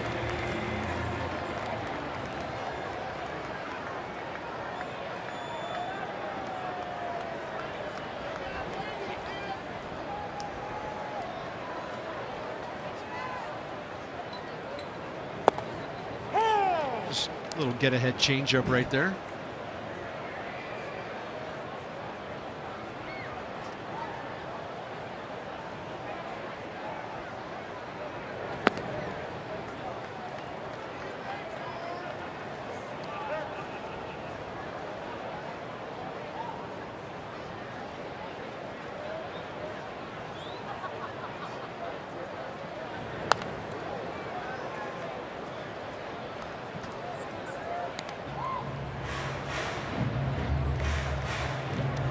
You nailed this one when we talked about these guys during the spring training game.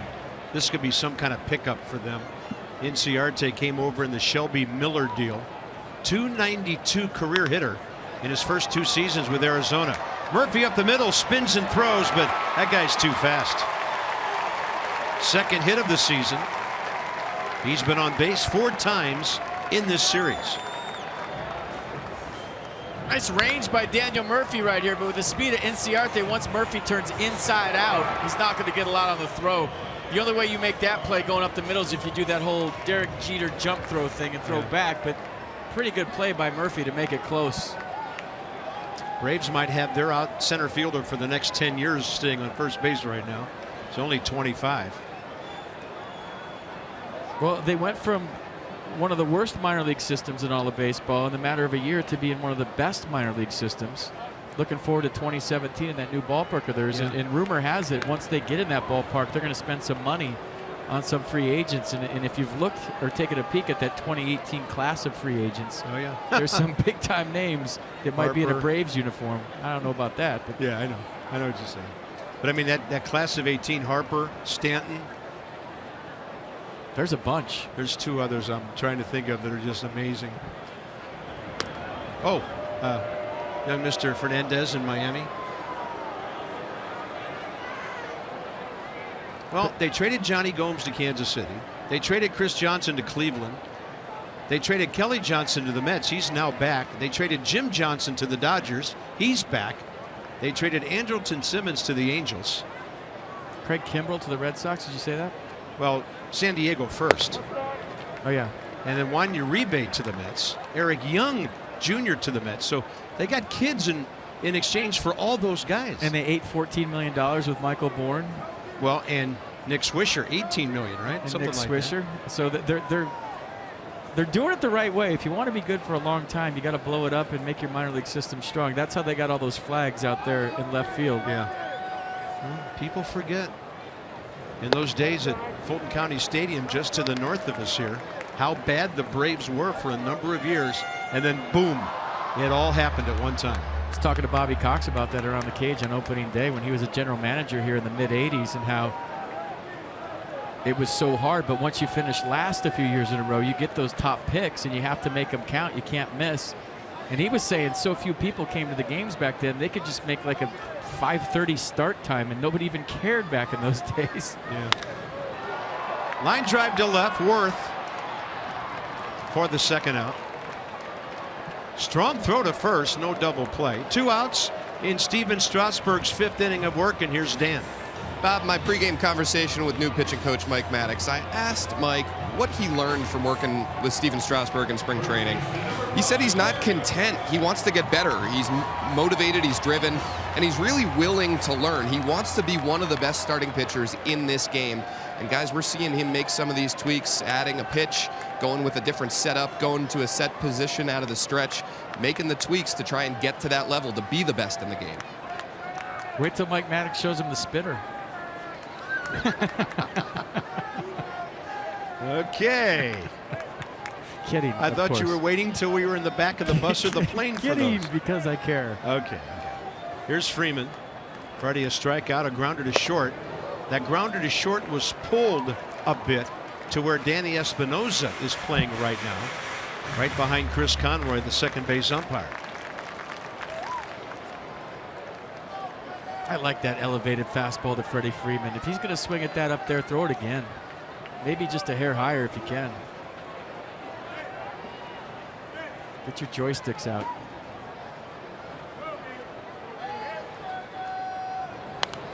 With the runner on the move, a Freeman foul. Inciarte, by the way, first couple of years in the big leagues, 40 stolen bases with the D-backs. This says the 2016 season is right around the corner, but it isn't. It's here. Make sure you get your tickets for Nationals opening week. Baseball's back in the district Thursday, April 7th. 4:05 start. Nats Marlins, part of a 3-game set. Opening week continues against the Braves the 11th through the 14th. Visit nationals.com to purchase your tickets today. It's right around the corner for the home fans. They're waiting. They'll be there with the ballpark when we get there at 3 a.m. tonight. Signs, hats, everything. Freeman rips it foul.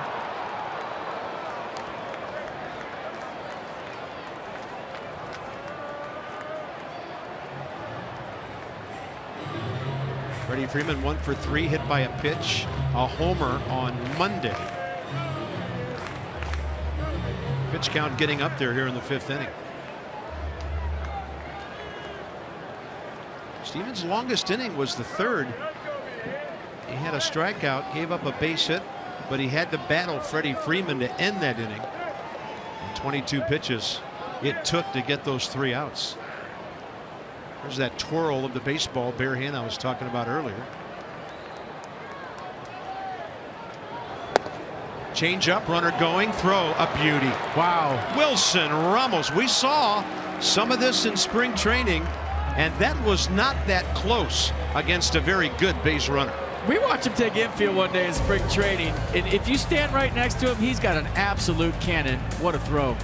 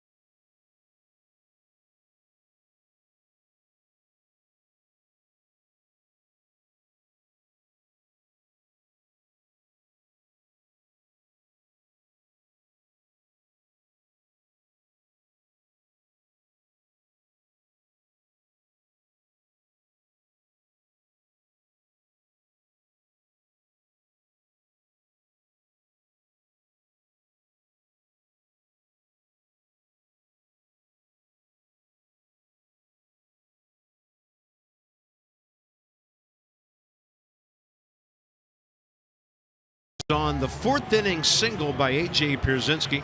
Top of the order for the Nats. It's brought to you by Freight Railworks with our do-ups in the top of the 5th.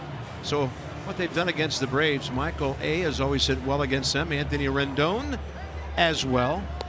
Bryce, well, all 3 of them, and Bryce, a lot of power included. And here we go to the top of the 6th inning. Well, you feel like if they're going to get to Bud Norris, it's going to happen right now. I mean, this is the inning where Bud Norris is either going to really have a good night or not so much. 3rd time through the order. 3rd time through.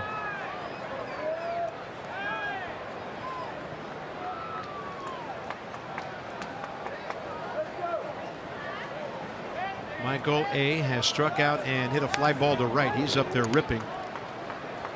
I got the shift on to Michael Taylor. 3 guys on the left side. Wow. And I don't remember him hitting too many ground balls to the right side, so you figure that one makes a little bit of sense. Yeah, we'll see him hit some fly balls and line drives the other way. His first major league homer at Citi Field a couple of years ago was to right field against Carlos Torres. So not a whole lot of offense. Bryce a base hit leading off the 4th. Previous to that, the Espinosa double, and after that, the Ramos single last inning. Taylor, and there it is, right to the 2nd baseman. Jace Peterson playing in a near shortstop spot, 1 out.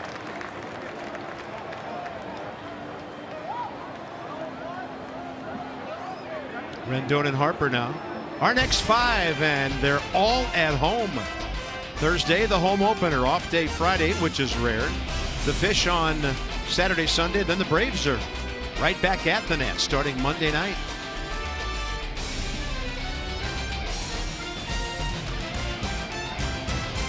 And that series with Atlanta next week is a 4-gamer from Monday through Thursday before the Nats go to Philly and Miami. Johnny and Ray, you will get 1 hour of them starting at 3 o'clock tomorrow before our game. And if it's raining, you might get more. And Ray's got the yellow legal pad already. Rendon a walk and a fly ball to center.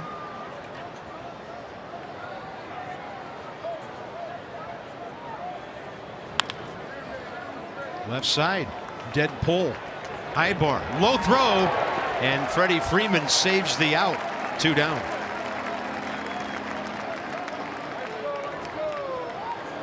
So, in case you missed Bryce Harper's first at bat, he got into a count and just let that fastball get a hair deep. Maybe a lot like what Jason Worth was saying on the bench. Dart thrower coming at you quick. Second time up, as we've seen for a number of years now, makes the adjustment, catches it out front, and checks in with the knock. So Bryce hitting .400, 2 for 5, a homer, 1 RBI, couple of walks, a stolen base, dirty uniform.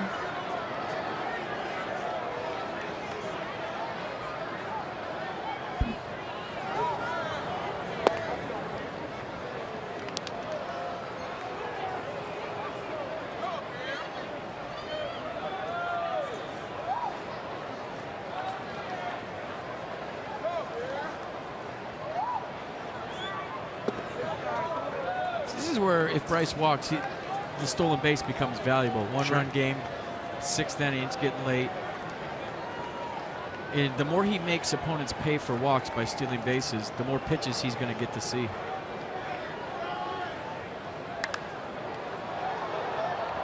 That is scorched. Waiting for that away breaking ball. $250 every time the Nats hit a home run this year.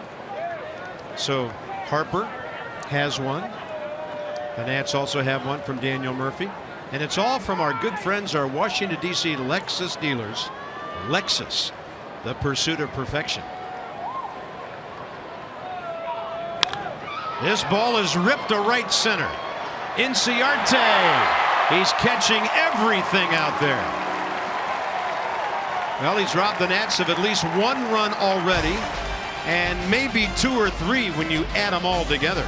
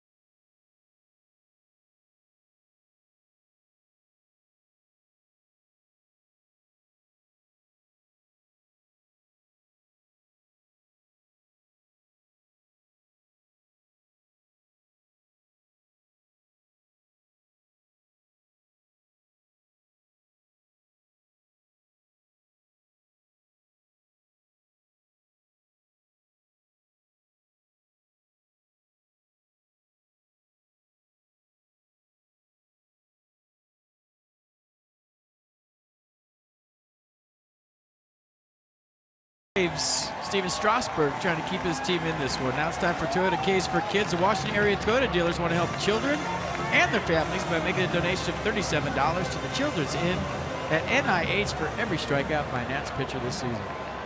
For tonight, $1,000. Freddie Freeman was at the plate when Wilson Ramos gunned down Ender Inciarte.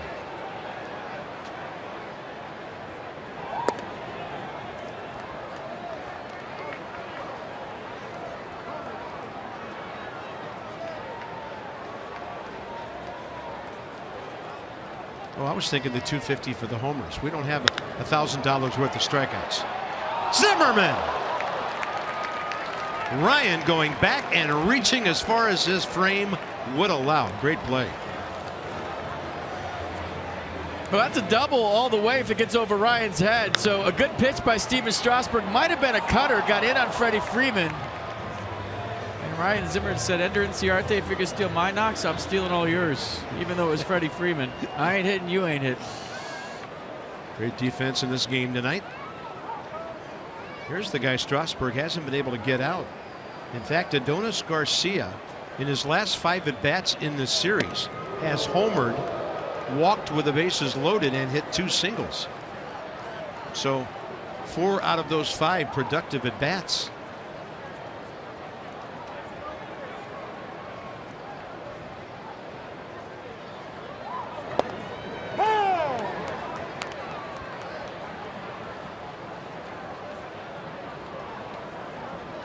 Strasburg started this inning with 76 pitches, 50 strikes.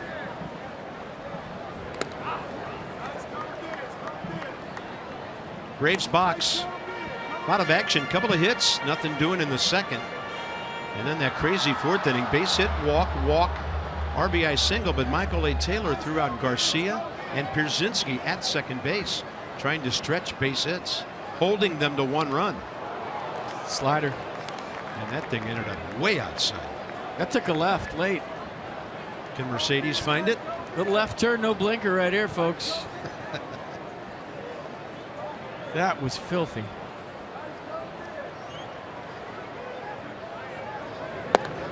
Goes with the heater and misses away. I vote for the slider again here. 3-2. But see what they go with. Yep, here it comes. Reaches out, hits the ball well, and Bryce Harper's got a ways to go. That is so big out there. 390 to the bullpen wall.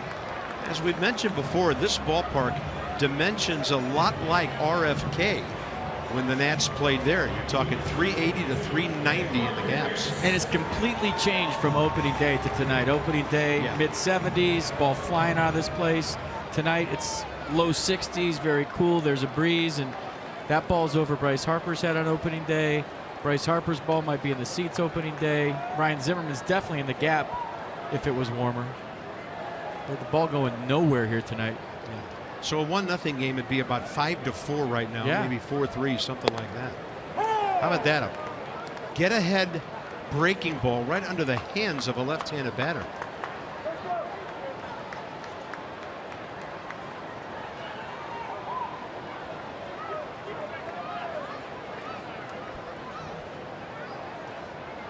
You want to see a ball go nowhere, wait till tomorrow. Strasburg looked down at his fingertips after that one. Heavy air in the district tomorrow, huh? Be cool.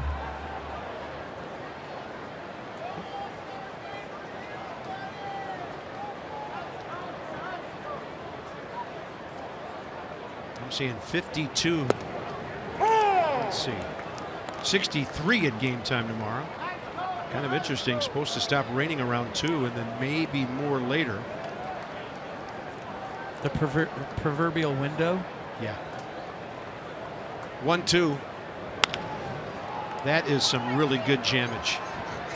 Murphy to Zimmerman. And a 1-2-3-6 for Steven Strasburg. Keeping his ball club in it so they can break out. Ryan Zimmerman first.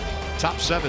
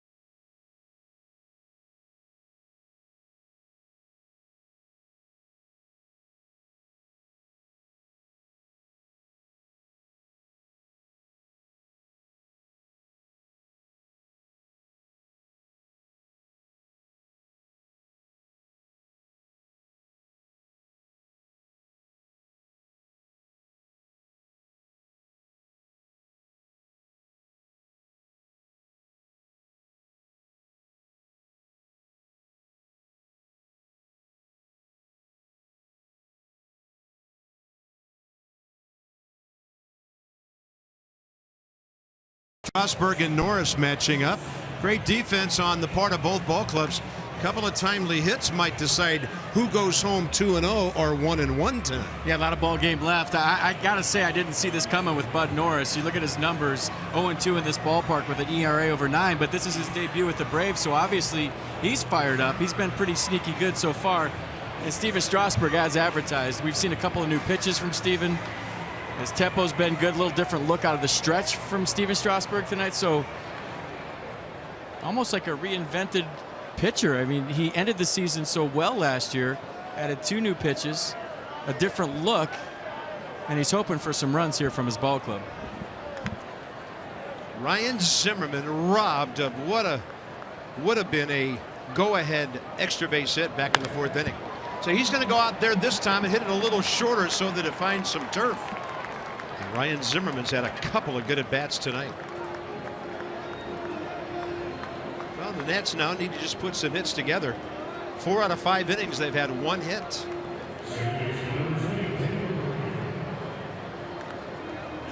Another good swing from Ryan Zimmerman. Last time robbed, this time a leadoff single here in the 7th. Game on.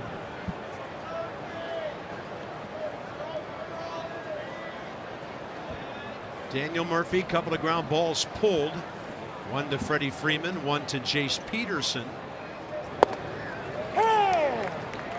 He came into this game with 4 career hits and 12 at bats, a homer and 3 RBIs against Bud Norris.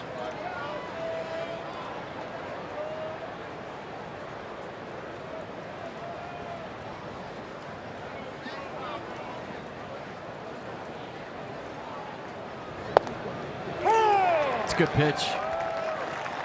Unhittable.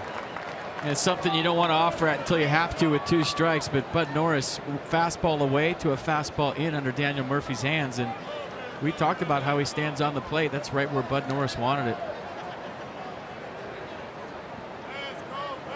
Going back in there. Murphy just got under it. A loud sound and a high fly to Markakis. 1 out.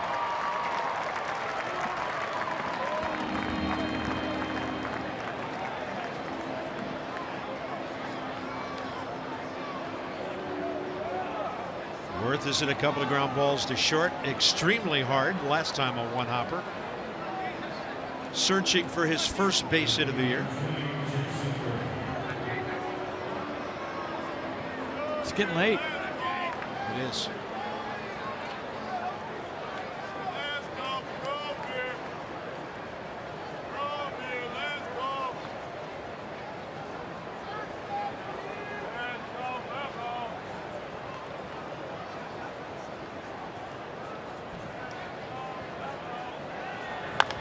Check swing.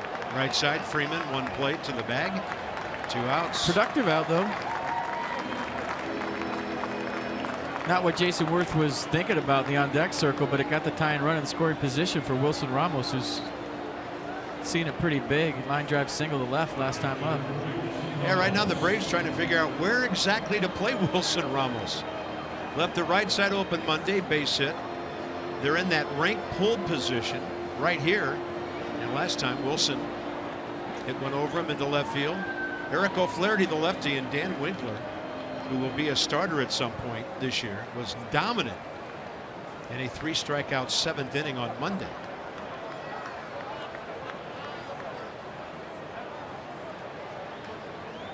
Norris is at 80 pitches.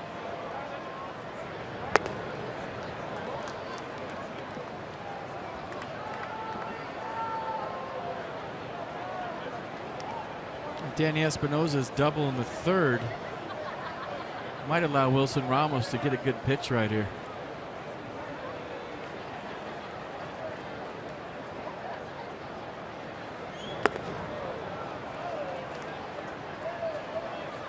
But back in the old days in this ballpark, whether it was Maddox or Glavine, they have 2 bases open. They would walk Ramos unintentionally, intentionally, walk Espinosa unintentionally, intentionally, and maybe go after Strasburg or a pinch hitter. Yeah. Load them up. They didn't care because they weren't afraid of walking anybody. They knew they could get, they would go for the out they wanted to. They felt more comfortable with.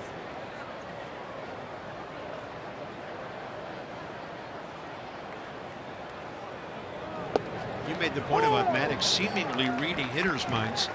Sometimes he was in the process of reading the other manager's mind as well. And there's Sean Kelly, who wants a bounce-back inning from that really rough debut he had here on Monday.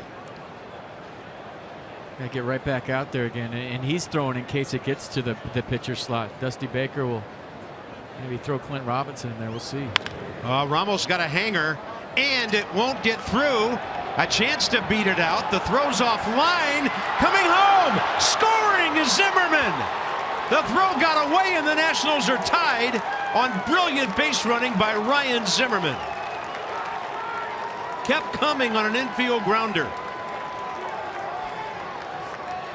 Hey, it goes back to what we were talking about on opening day. You're not afraid to make a mistake if you're a Nats base runner with Dusty Baker as your manager. You see the play there by Ibar, spin move. Ryan Zimmerman never hesitated. It started with a good secondary lead at second base. And Bob Senley, you think he's going to hold him? Was waving him all the way. And Ryan Zimmerman with the tie and run here in the top of the 7th on a hustle play, an aggressive baseball. That's Dusty ball, folks. How do you like it? They're going to walk Espinoza. Strasburg is in the on-deck circle. They score that a hit in an error? Well, they haven't put either on the board yet.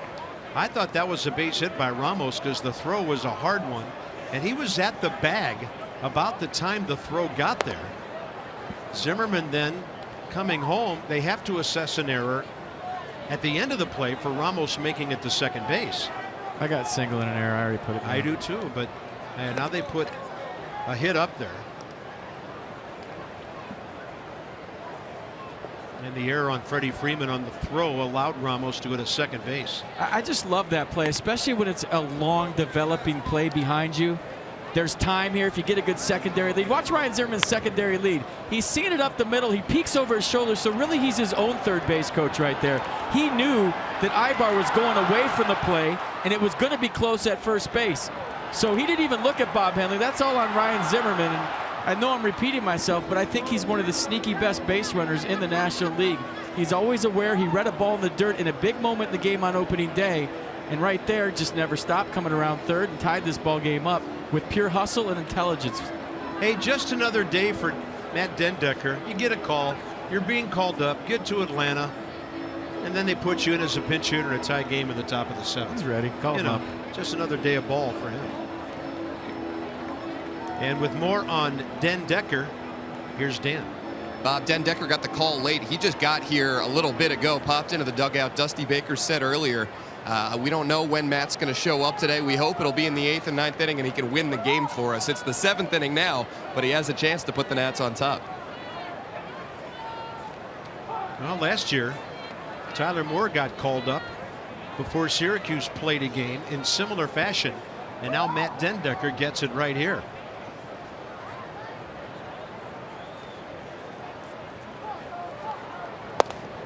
He goes up hacking, runners at first and second, 2 outs in a 1-1 game, and the Nats have forced the Atlanta defense into another infield miscue here. Outfield real shallow right now for the Braves, almost like they're playing against the old Matt Dendecker before the leg kick.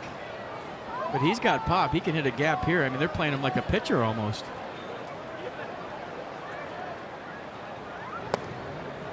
By the way, Wilson Ramos was given an RBI because Ryan Zimmerman was coming home all the way on his base hit. You scored that about the way you do a base hit into the outfield. So good for Wilson Ramos, his first of the year. And he's 2 for 3.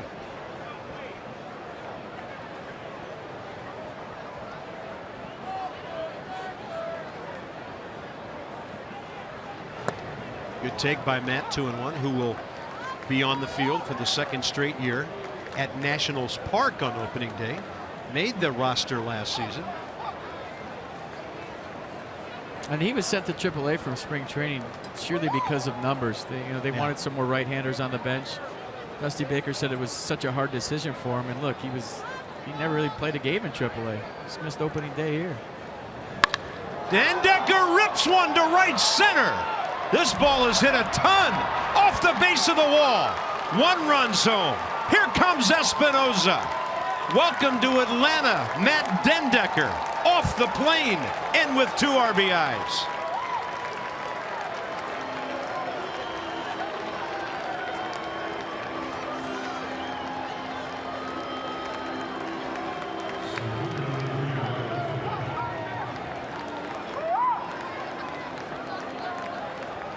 Smiles all around in the dugout. Matt Dendecker on second.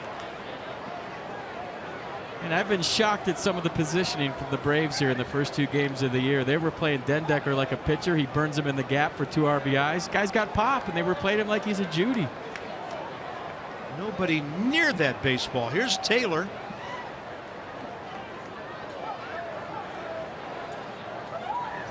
Oh, that's a good take by Michael A. to get the count in his favor.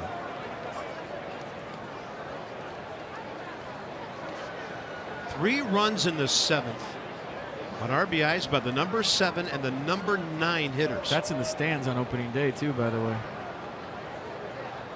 But he wasn't here, so that was silly for me to say. Well, Matt had 12 RBIs all of last year with the Nats, and now he's got a couple. He can play, man. I've always been a fan, even when he was with the Mets. I'm sure he and Daniel Murphy had a nice reunion at the big league level today. Taylor 0 for 3. Strikeout, fly ball, ground ball. And give Dusty Baker some credit. I mean, he's got Clint Robinson over there. He's got Stephen Drew over there. And he just felt it. The guy goes with hunches. He goes with feels. He's not a sabermetrics analytic guy. I mean, he uses it when it's to his advantage, but he trusts his gut with over 1,600 major league wins. Taylor with a big-time rip. He liked the matchup. Leg kick, catch it out front, fastball down. He's always been a good low ball hitter. And look where the outfield's playing. Inciarte's robbed a few this way tonight, although this one hit a little bit further off the base of the fence. Probably not getting to that either way, but I was just shocked at the alignment to start that at bat.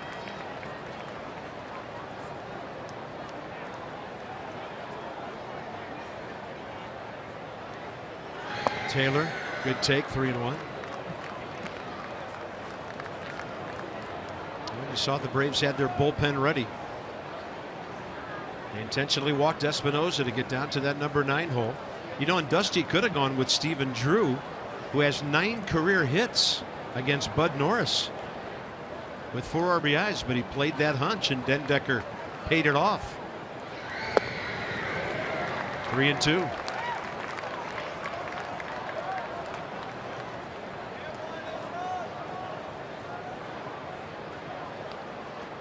Great base running by Ryan Zimmerman after he got the leadoff hit.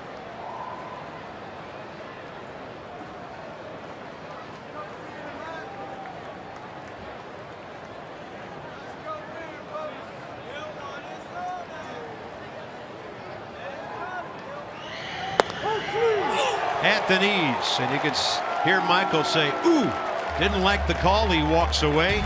Big inning for the Nats. RBIs from Ramos and Dendecker. A 3-1 lead at the stretch.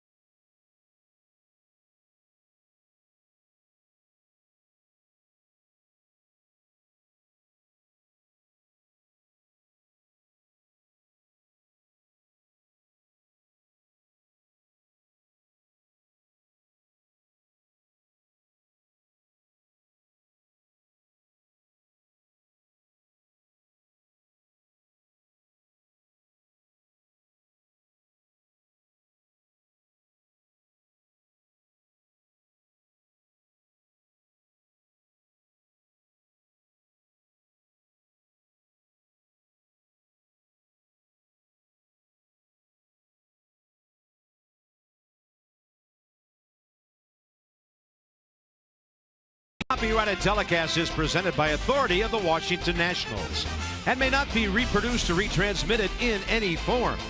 And the accounts and descriptions of this game may not be disseminated without the express written consent of the Washington Nationals. Matt Dendecker from AAA to the big leagues in a heartbeat, and then he delivers the big hit of the game to this point. For the Achiever in you, PNC Bank, with a look at 58 games in this series since the start of 2013. The Nats just could not beat the Braves, and then they totally turned it around. Last year, Washington went 14-5 against Atlanta.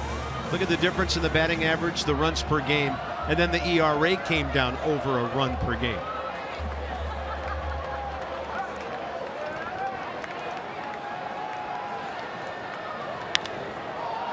Sean Kelly's first pitch of this series that makes it to home plate is a routine fly ball to center. I mean, he couldn't get the ball out of the dirt on a 4-pitch walk the other day, and Oliveira just hits one right out there to Taylor. Well, I like that Dusty Baker got him right back on the horse. You have to think about that one for a minute, then maybe it gets worse. So 1 pitch, 1 out. Thanks for coming. Here comes Felipe Rivero. Yeah, Brzezinski next, and then Peterson. Wheels turning. 3-1 Nats.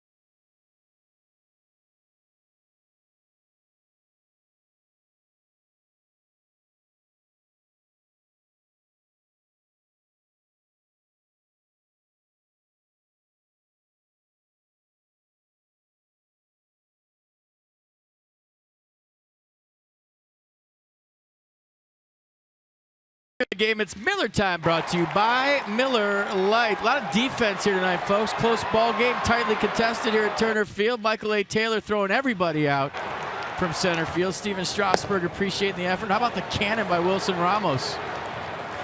Thou shalt not steal. And then Freddie Freeman thinks he has what could be a single, maybe a double, but Ryan Zimmerman with a 47-inch vertical leap robs him of a base hit. To Ryan's great surprise, that analysis. It's like, huh? A.J. Brzezinski against 24-year-old Felipe Rivero, who pitched 2/3 of an inning here. On Monday, gave up a run on a hit, had a walk. But as you can see, hard to hit, lefties or righties. Even though it's a lefty-lefty power matchup, the Nats play Brzezinski to pull. Ball 1. It's Murphy out in the outfield. Brzezinski 0 for 3 against Rivero last year.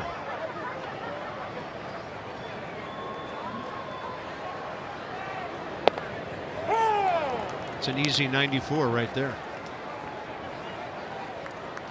It's hard to explain Strasburg's outing tonight. It wasn't one of those, oh my goodness, he struck out 12 guys, but he pitched. He didn't just strike guys out. He really, really pitched tonight. Mixed it up well. Added 2 more pitches to the arsenal. Weapons galore at his disposal. Used them all very effectively. I mean, that was a mature Steven Strasburg tonight. He was great.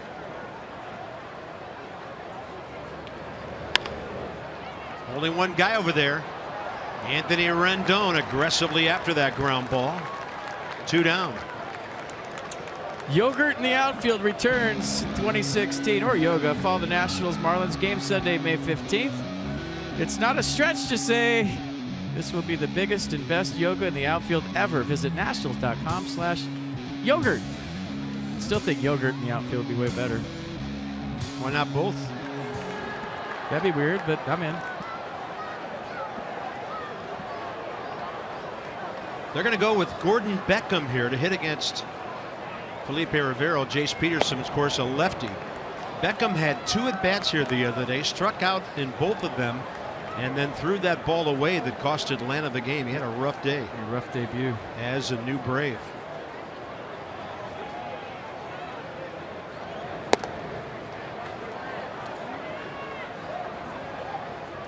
Facing Felipe Rivero for the first time.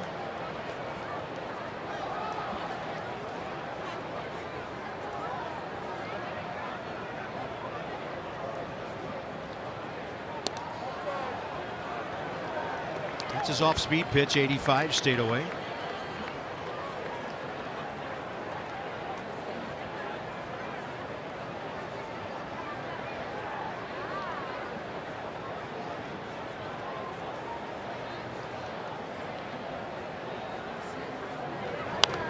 Felipe coming out throwing strikes tonight, 2-2. If the inning continues, right-handed power guy Jeff Francoeur.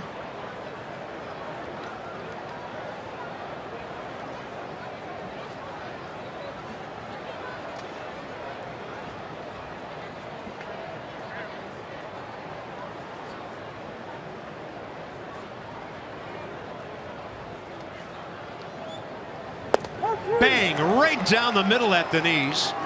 No reaction time for the hitter on that. So the Nats bullpen, a great 7th inning under the lights in Atlanta. 3-1 Nats and big time hitters coming up.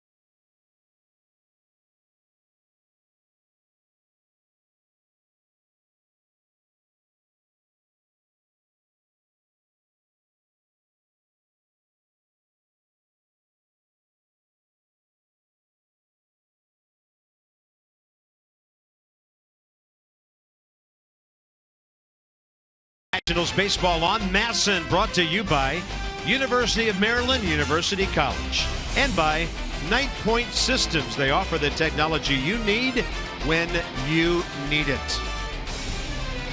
You can see Turner Field from there. Is that Stone Mountain? There's no way I'm going near Stone Mountain at night. Care First Blue Cross Blue Shield. How about it? How about you do it? I'll do it. Maybe a couple of walks in this inning. We've had 7 of them in 2 games. So that's $50 to support Girls on the Run DC. Care First Blue Cross Blue Shield encourages each of us to take that first step towards a healthier and more active lifestyle. Go for a walk. There should be a lot of walks this year with this lineup besides Bryce Harper. A lot of guys work the count. Alexi Ogando, longtime Texas Ranger, 64 games with the Red Sox last year. Guy who can bring it, and that's up and in to Anthony Rendon. 260 average against on balls put in play off Ogando last year. Fastball average is 94.5 miles an hour.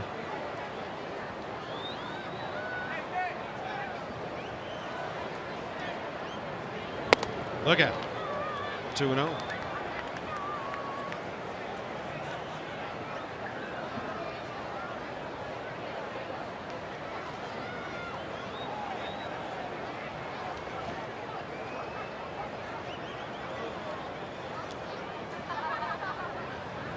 High heater, tough to catch up.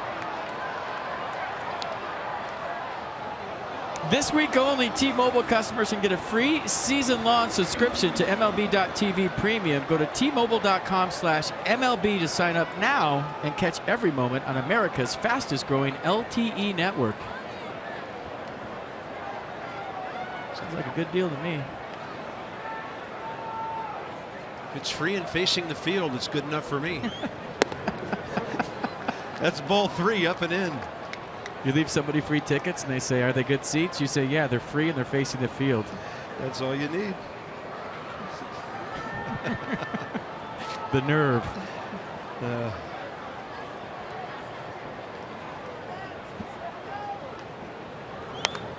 Rendon a mile high off to the right side and well out of play below us. Look out. He had 48,000 at the TED on Monday. Probably 15,000, maybe more tonight.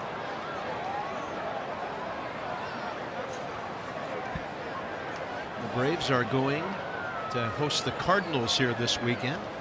And then they go to Washington and Miami for 7 next week. 3-2 pitch. Rendon high in the air to right for Markakis. First time those two have ever matched up.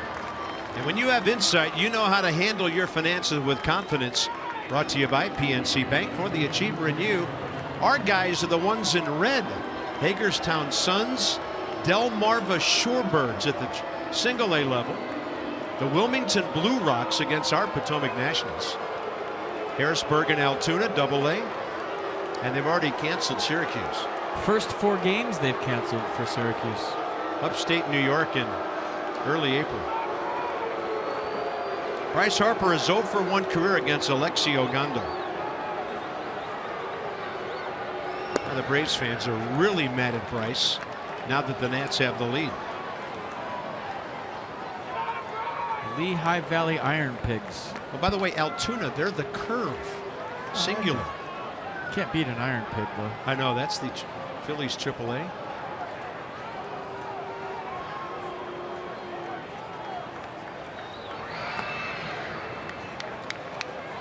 I get scorebook orders from some of those minor league guys, and some of the names of the minor league teams are just amazing these days. Kind of like those Harrisburg Senators, though. Someday there's going to be a team named the Scorebooks after you. That'll be an over-analytical baseball team, I can tell you that. Heads up right here. 2-0. Just to the inside edge. Nissan will track it. Looking for something a little more middle cut, maybe higher. He's been laying off the borderline low strike all night.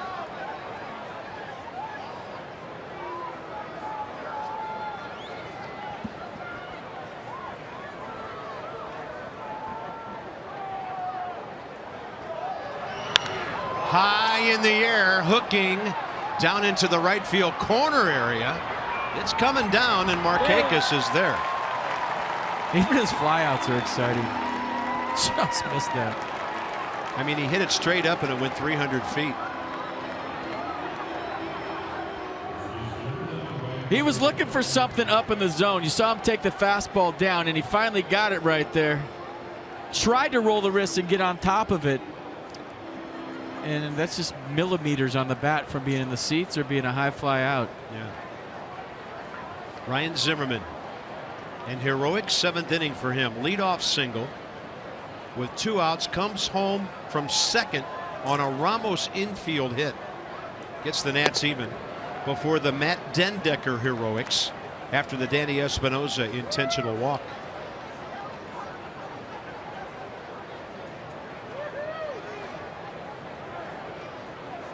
It's a couple of chairs and a couple of gloves with invisible pitchers.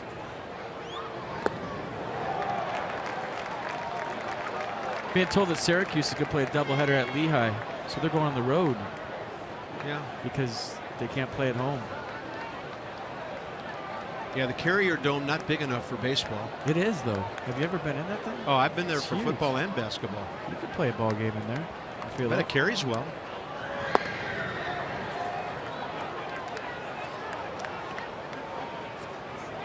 They only use like a third for basketball, right? Yeah, about half of Half? it.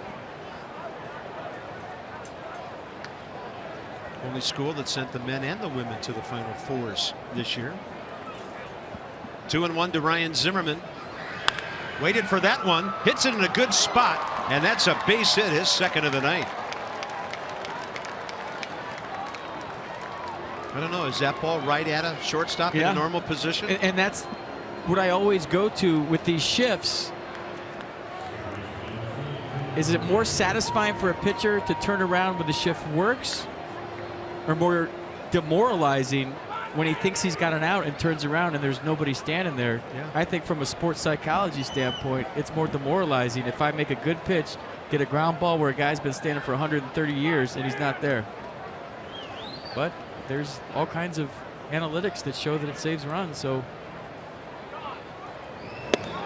I just wonder how they calculate runs lost, though. that's a good point. You know, any commercial can tell you how much money you're going to save, but how much are you spending? 0-1 to Daniel Murphy. Just like a gambler always telling you about his wins, but he'd never tell you he lost, a lot to get to that point. Get there.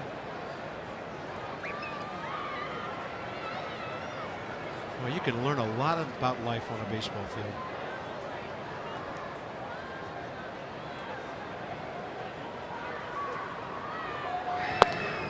Low and away, 1-1 to Murph. Still sticking to Ryan Zimmerman's going to have a big year. I just think there's going to be so many scraps for him with Bryce Harper getting pitched around. And he just knows how to drive in runs. You remember Mike Schmidt telling us that he thinks he's the best in the game at driving in a run? Yeah. That there's an art to that and a relaxation and an approach that he has. There's going to be ample opportunities. And we all know that he can hit. He's shown it tonight. He's got 2 hits and he was robbed of a double or more. I'm just feeling a monster year for this guy. And he's due. He's had a tough go lately with staying on the field, but he's going to stay on the field this year, and it's going to be a big one for him. I saw Jeff Kent win an MVP hitting behind Barry Bonds, and it's going to be very similar in my opinion. Murphy rips one and pulls it way foul. I think Ryan Zimmerman's a better hitter than Jeff Kent. He smiles more. Well, that's not saying a whole lot. Tell you what, Jeff Kent's the guy you want in your foxhole, though. Yes, Came sir. to win every day.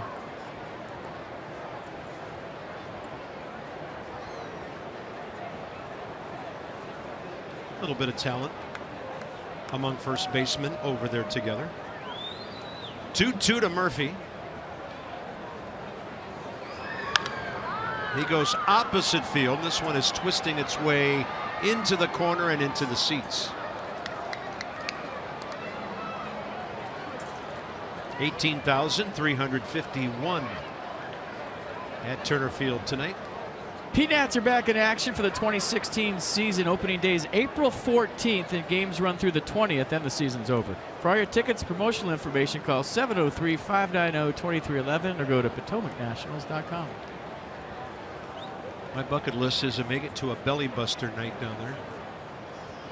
It's a really good list. Aim high. Murphy gets around late and strikes out. A Zimmerman hit. The Nats have stranded 5. It's up to the bullpen. Looks like Rivero might still be going.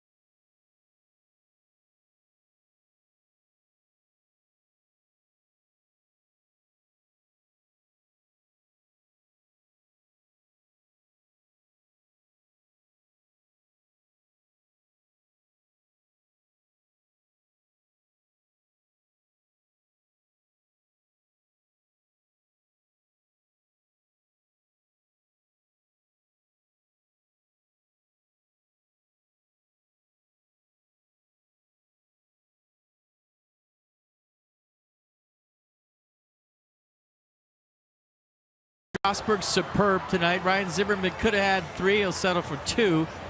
And how about Matt Dendecker, some Yellowwood bringing the lumber. He still had his bag tag and the airline sticker on his bat when he hit this double in the gap right off the plane into the batter's box. I think Dusty Baker today, in his meeting with the media, said that they asked what he's going to do with Matt Dendecker. He said, oh, I'll just put him in. He'll win the game tonight. So Dusty Baker playing a hunch. Get used to it, folks. That's all he does is play hunches. And it worked tonight, and that dude loved it. Felipe Rivero still in the ball game. A couple of things into this. Dangerous right-handed hitter Jeff Francoeur, but he can't tie the game. But then Inciarte's after him, and he's a left-handed batter who's trouble. So Felipe gets to extend himself a little bit. 9 pitches, 6 strikes to get those 2 outs in the 8th. And he's a strike ahead of Francoeur, who's 0 for 1 with a walk career against him. He walked against Felipe Monday. Popular guy here in Atlanta as Jeff Francoeur makes his return. He's a ripper. I honestly say I didn't know how popular until he came up opening day, and it was as if Chipper Jones threw a uni on and was going to pinch hit. Well, he's from here, went to Parkview High School, and still lives in Lilburn, Georgia, close by. And one of the nicest guys you'll ever meet. He was offered a football scholarship to Clemson.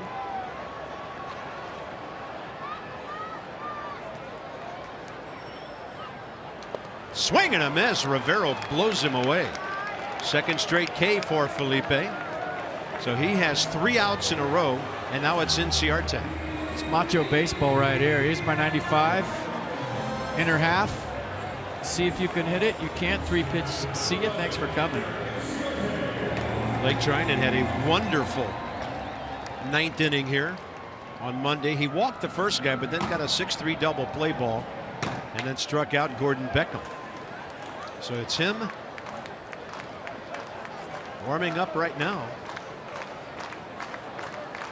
But Ibar is next. And then there's Freeman if it goes that far. I mean, Freddie Freeman will bat in this game, but not necessarily in this inning.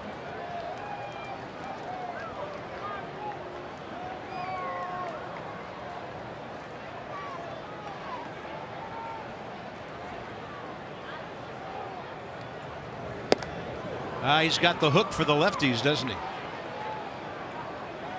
Kind of a sweeping slider.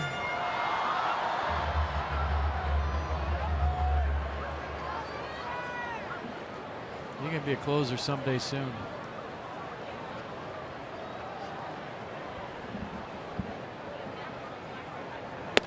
Did he go? Did not. Says Jerry Meals. He's got such a quick arm, and what do I mean by that? It's just when he takes the ball out of his glove to the time he releases it. We'll see the side swing. Did he go? No, not even close. But a quick arm plus a funky delivery where he kind of crossfires, and then upper 90s. Good luck. And don't forget throwing Fearless in there, which I think it might be the most important ingredient for any closer. 24 years of age. Nats got him in the Nathan Carnes deal from Tampa Bay a year ago. Actually, now 2 years ago this past February. 49 games at the big league level last year. And a 2.79 ERA.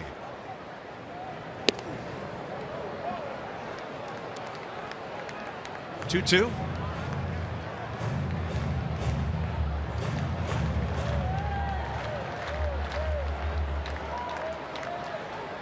3-1 Nats, bottom of the 8th.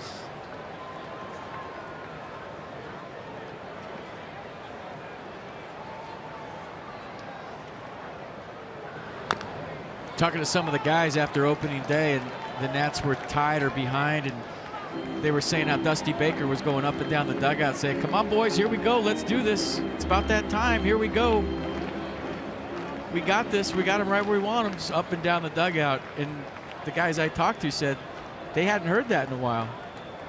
They're like, okay, let's do this. Just kind of an example for those of you that might not know Dusty and how he goes about it during the game. He gets you fired up to play every day, but he keeps you into the game and he keeps you focused all game long, every game. That was a lean back by the hitter and a lean to the right by the umpire. But Ron Culpa called it ball 3.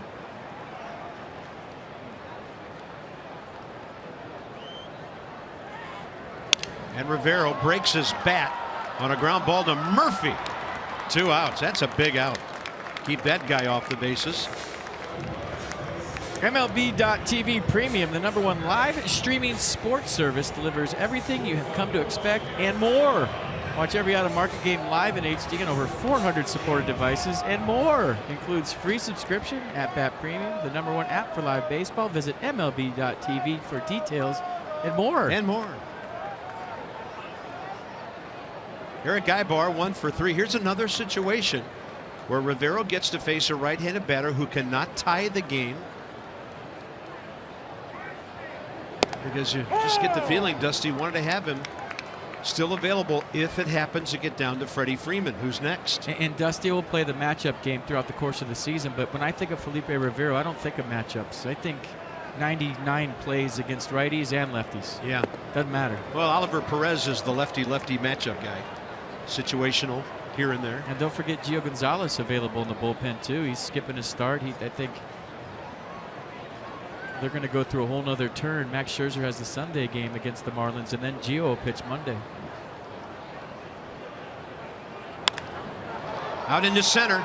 Michael A. Taylor stalking it, and Freddie Freeman will bat in the bottom of the 9th. Not able to tie the game. 3-1 Nats into the 9th.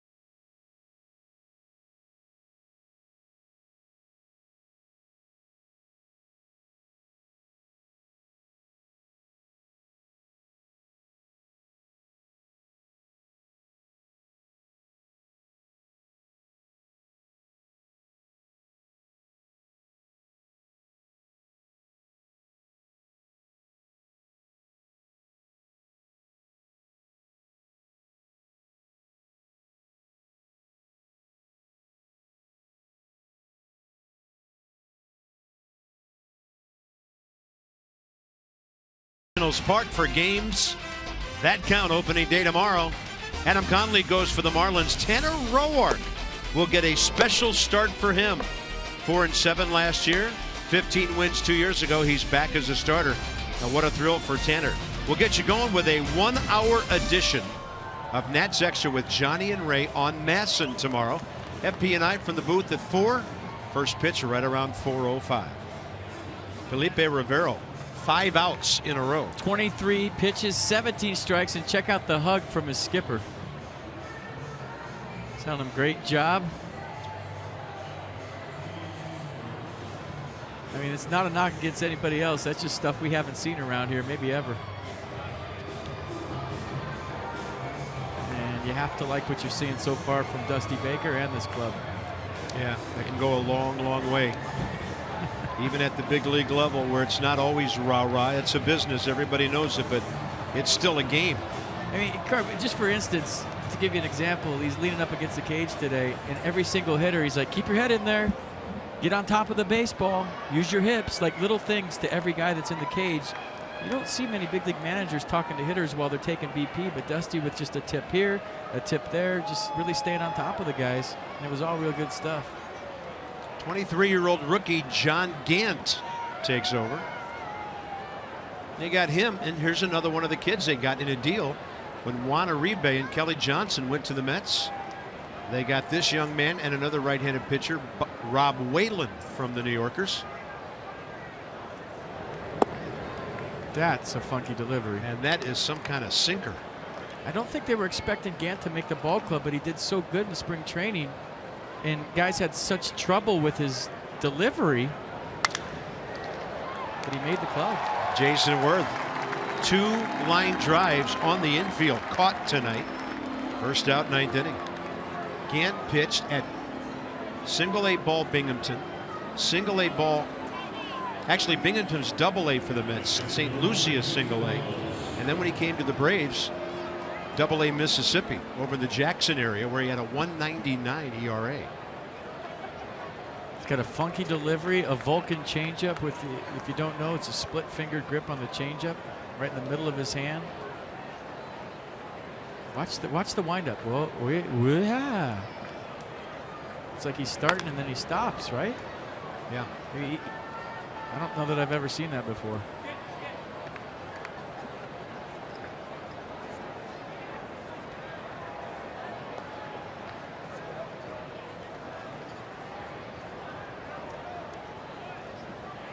Watch this. If I'm hitting, do I start my now? No. Okay, now. It's just like what is this? Like the flamingo. What does he do off the stretch? I don't know. Watch this. Okay. Well, that's the end of it. You missed the first part. He lifts his leg twice. Interesting. Looks like he's a ball of energy. This is his big league debut. I mean, he's got to be fired up. He's from Savannah, Georgia. Let's watch. Wow, that's interesting.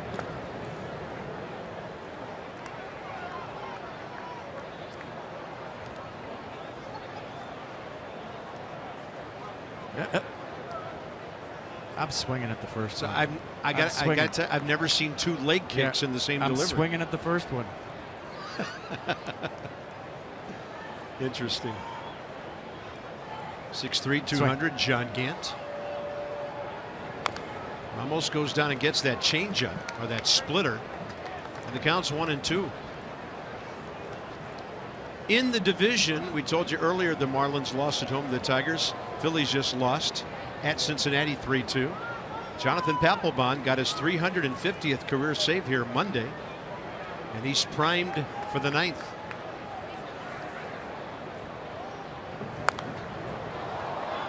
We got hitters bending over, flexing their knees, trying to get to that pitch, and Ramos has done well to stay alive here. I mean, if you're a leg kick guy, leg kick first and then get back and then leg kick again.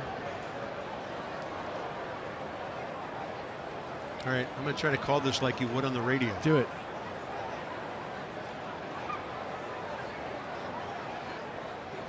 He's a little nervous on the mound. Here's the pitch. Oh, no, here's the pitch. Fouled off.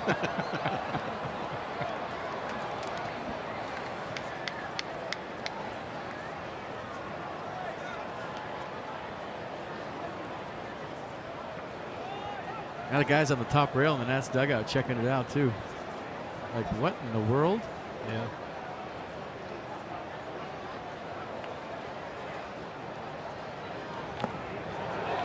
Ball skips in the dirt. Ramos heard that sound and thought he foul tipped it.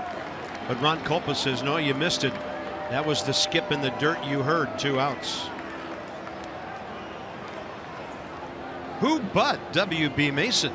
Johnny and Ray with the Nats Extra postgame show when we are done here.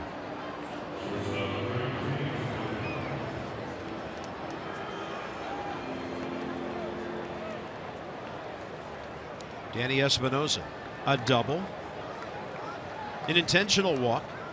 Danny is 2 for 6 to start the season. He spotted that splitter and laid off.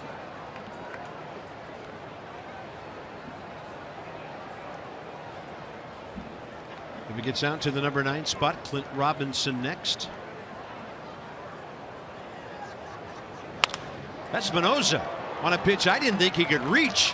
Goes out and strokes it up the middle, and Danny's on for the 3rd time tonight. And it's only 2 games in. It's the reason you don't panic in spring training. Everybody talking about Danny Espinosa's hitting, and he was the last guy that was worried about it. So a base hit bunt yesterday, a big base hit bunt. He hit a couple balls hard in the opener. I shouldn't say yesterday, in the opener. And a couple of base hits tonight, a double, a single, a walk, on base 3 times. Game's the count, folks. That's all that matters. Yeah, and this is a good scenario. It gets Clint Robinson in at bat. So Dusty will get Dendecker and Robinson ABs off the bench tonight.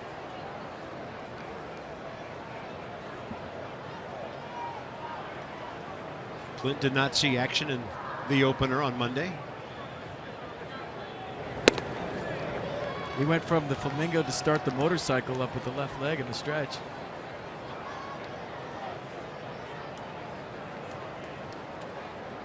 Originally drafted by the Mets and came over in that deal we talked about.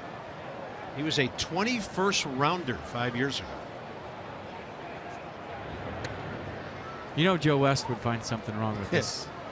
What about Buck and Bob Davidson? Yeah, I mean, I think he could do whatever before he comes set, but remember Aaron Barrett coming set twice.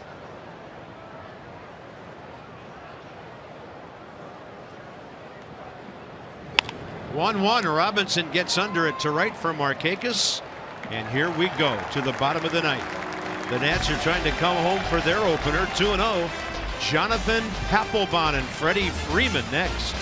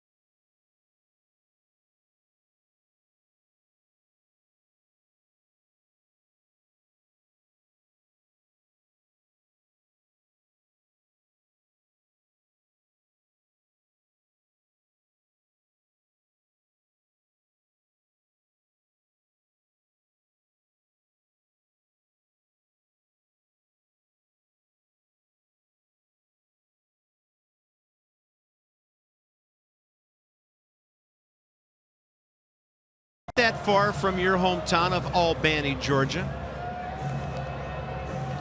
A big Bulldog fan. Ray would have loved to have seen Vince Dooley take down the numbers on the stadium wall earlier tonight. So we go to the bottom of the ninth inning, and here's Jonathan Papelbon, FP, who had a nice, boring 9-pitch, 6-strike, 1-2-3 10th inning on Monday. Yeah, fastball in the low 90s, slider, and a split as his out pitch. Last season, pretty good numbers, 59 games. Righties hit just 176 against Jonathan Papelbon. Papelbon to face Freeman, Garcia, and Markakis. Freddie Freeman is 2 for 8 career against Jonathan. Freeman tonight 0 for 3, strikeout, ground out, and that flare on which Ryan Zimmerman made that impressive play. So Espinosa goes to the right field side of second base. You see Anthony Rendon going to short. The shift is on, and the ninth inning is on here at Turner Field.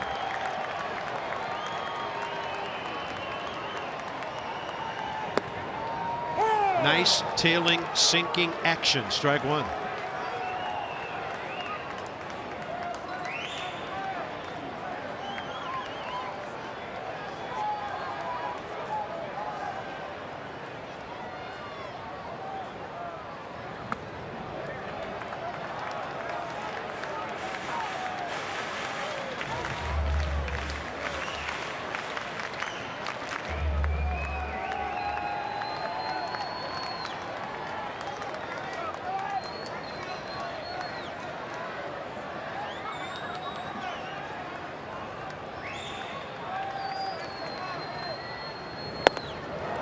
.91 by him, in on the hands.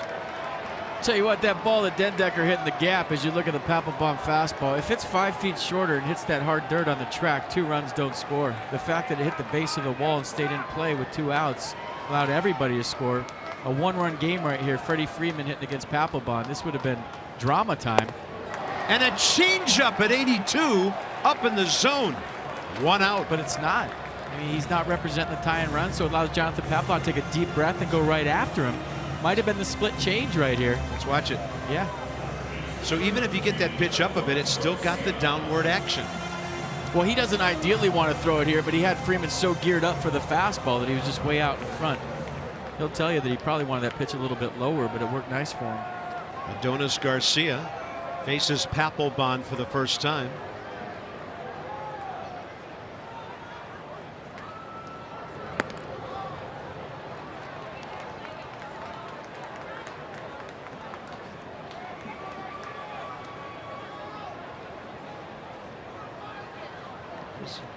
Been dangerous in the series. 2 for 3 tonight. 3 for 6 against the Nats. Adonis Garcia. He'll drive this one to right center. Long way to go, and Taylor can't get there. Ball had tailing action. That'll get the tying run into the batter's box with Nick Markakis.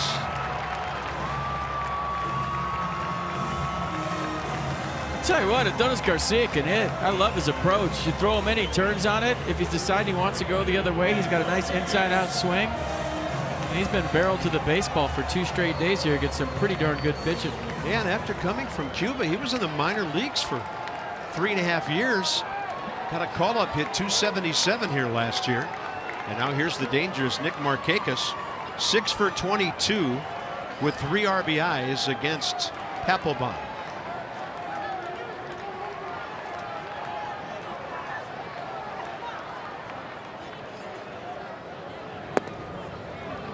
Keep the ball down, get that ground ball.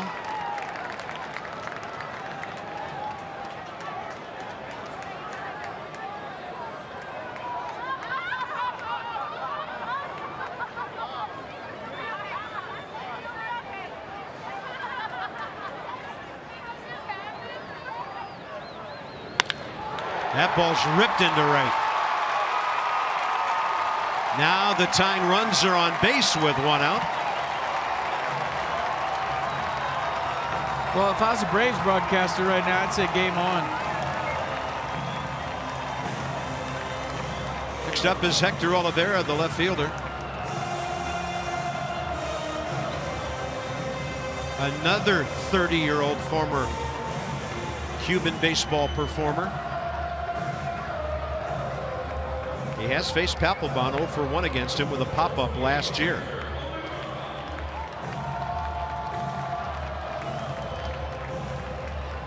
Sir Danny Espinosa went to the mound, said something to the effect of, "Give me a ground ball right here, we go home."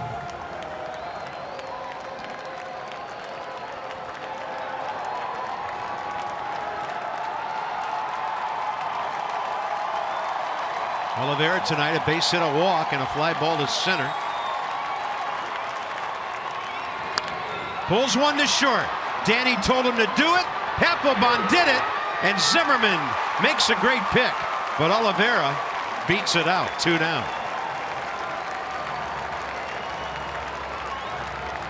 Dusty Baker a little frustrated. He thought the ball game was over. I think we did too.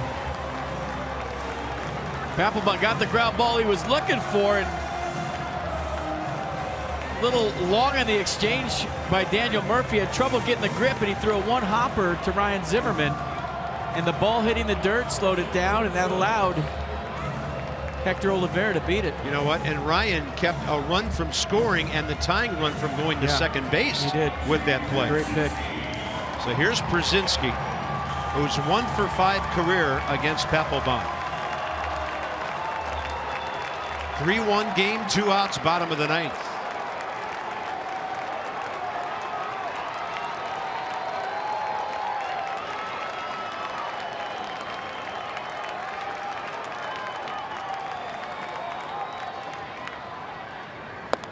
Way inside. Tell you what, Przinsky's thinking one thing here. Turn the fan on and let's end this. And Jonathan Papelbon has to make Pierzynski beat him to the big part of the ballpark, meaning away, away, away. And if he beats you to left center, fine, tip your cap. But Pierzynski's right on the plate, and he's thinking about turning and burning. 9 home runs last year. Runner goes off first. Ramos fakes a throw, but even had they picked Garcia off third, there was no defender there. Rendon on the shift. Oliveira swipes the bag. Well, you don't. That's Drew Stubbs, by the way, who just came in to pinch run. Excuse me, Carb. If you don't want to put the winning run on ever, unless maybe you're thinking about Gordon Beckham on deck, who's had a rough go of it here. Obviously, they pinch run for Pierzynski, but you have a base right here. You don't have to give in.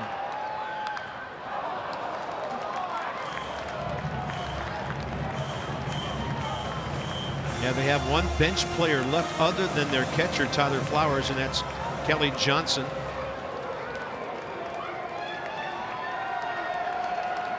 You just feel a little more comfortable with the right-on-right matchup, unless they do go with Johnson. Is he lurking over there? Yeah, he's got a helmet on.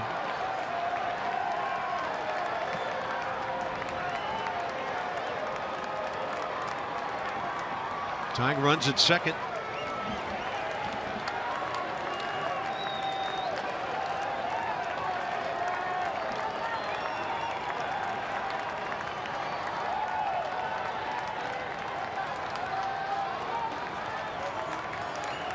Murphy poised in short right field. Here's Pierzynski, fouls it straight back.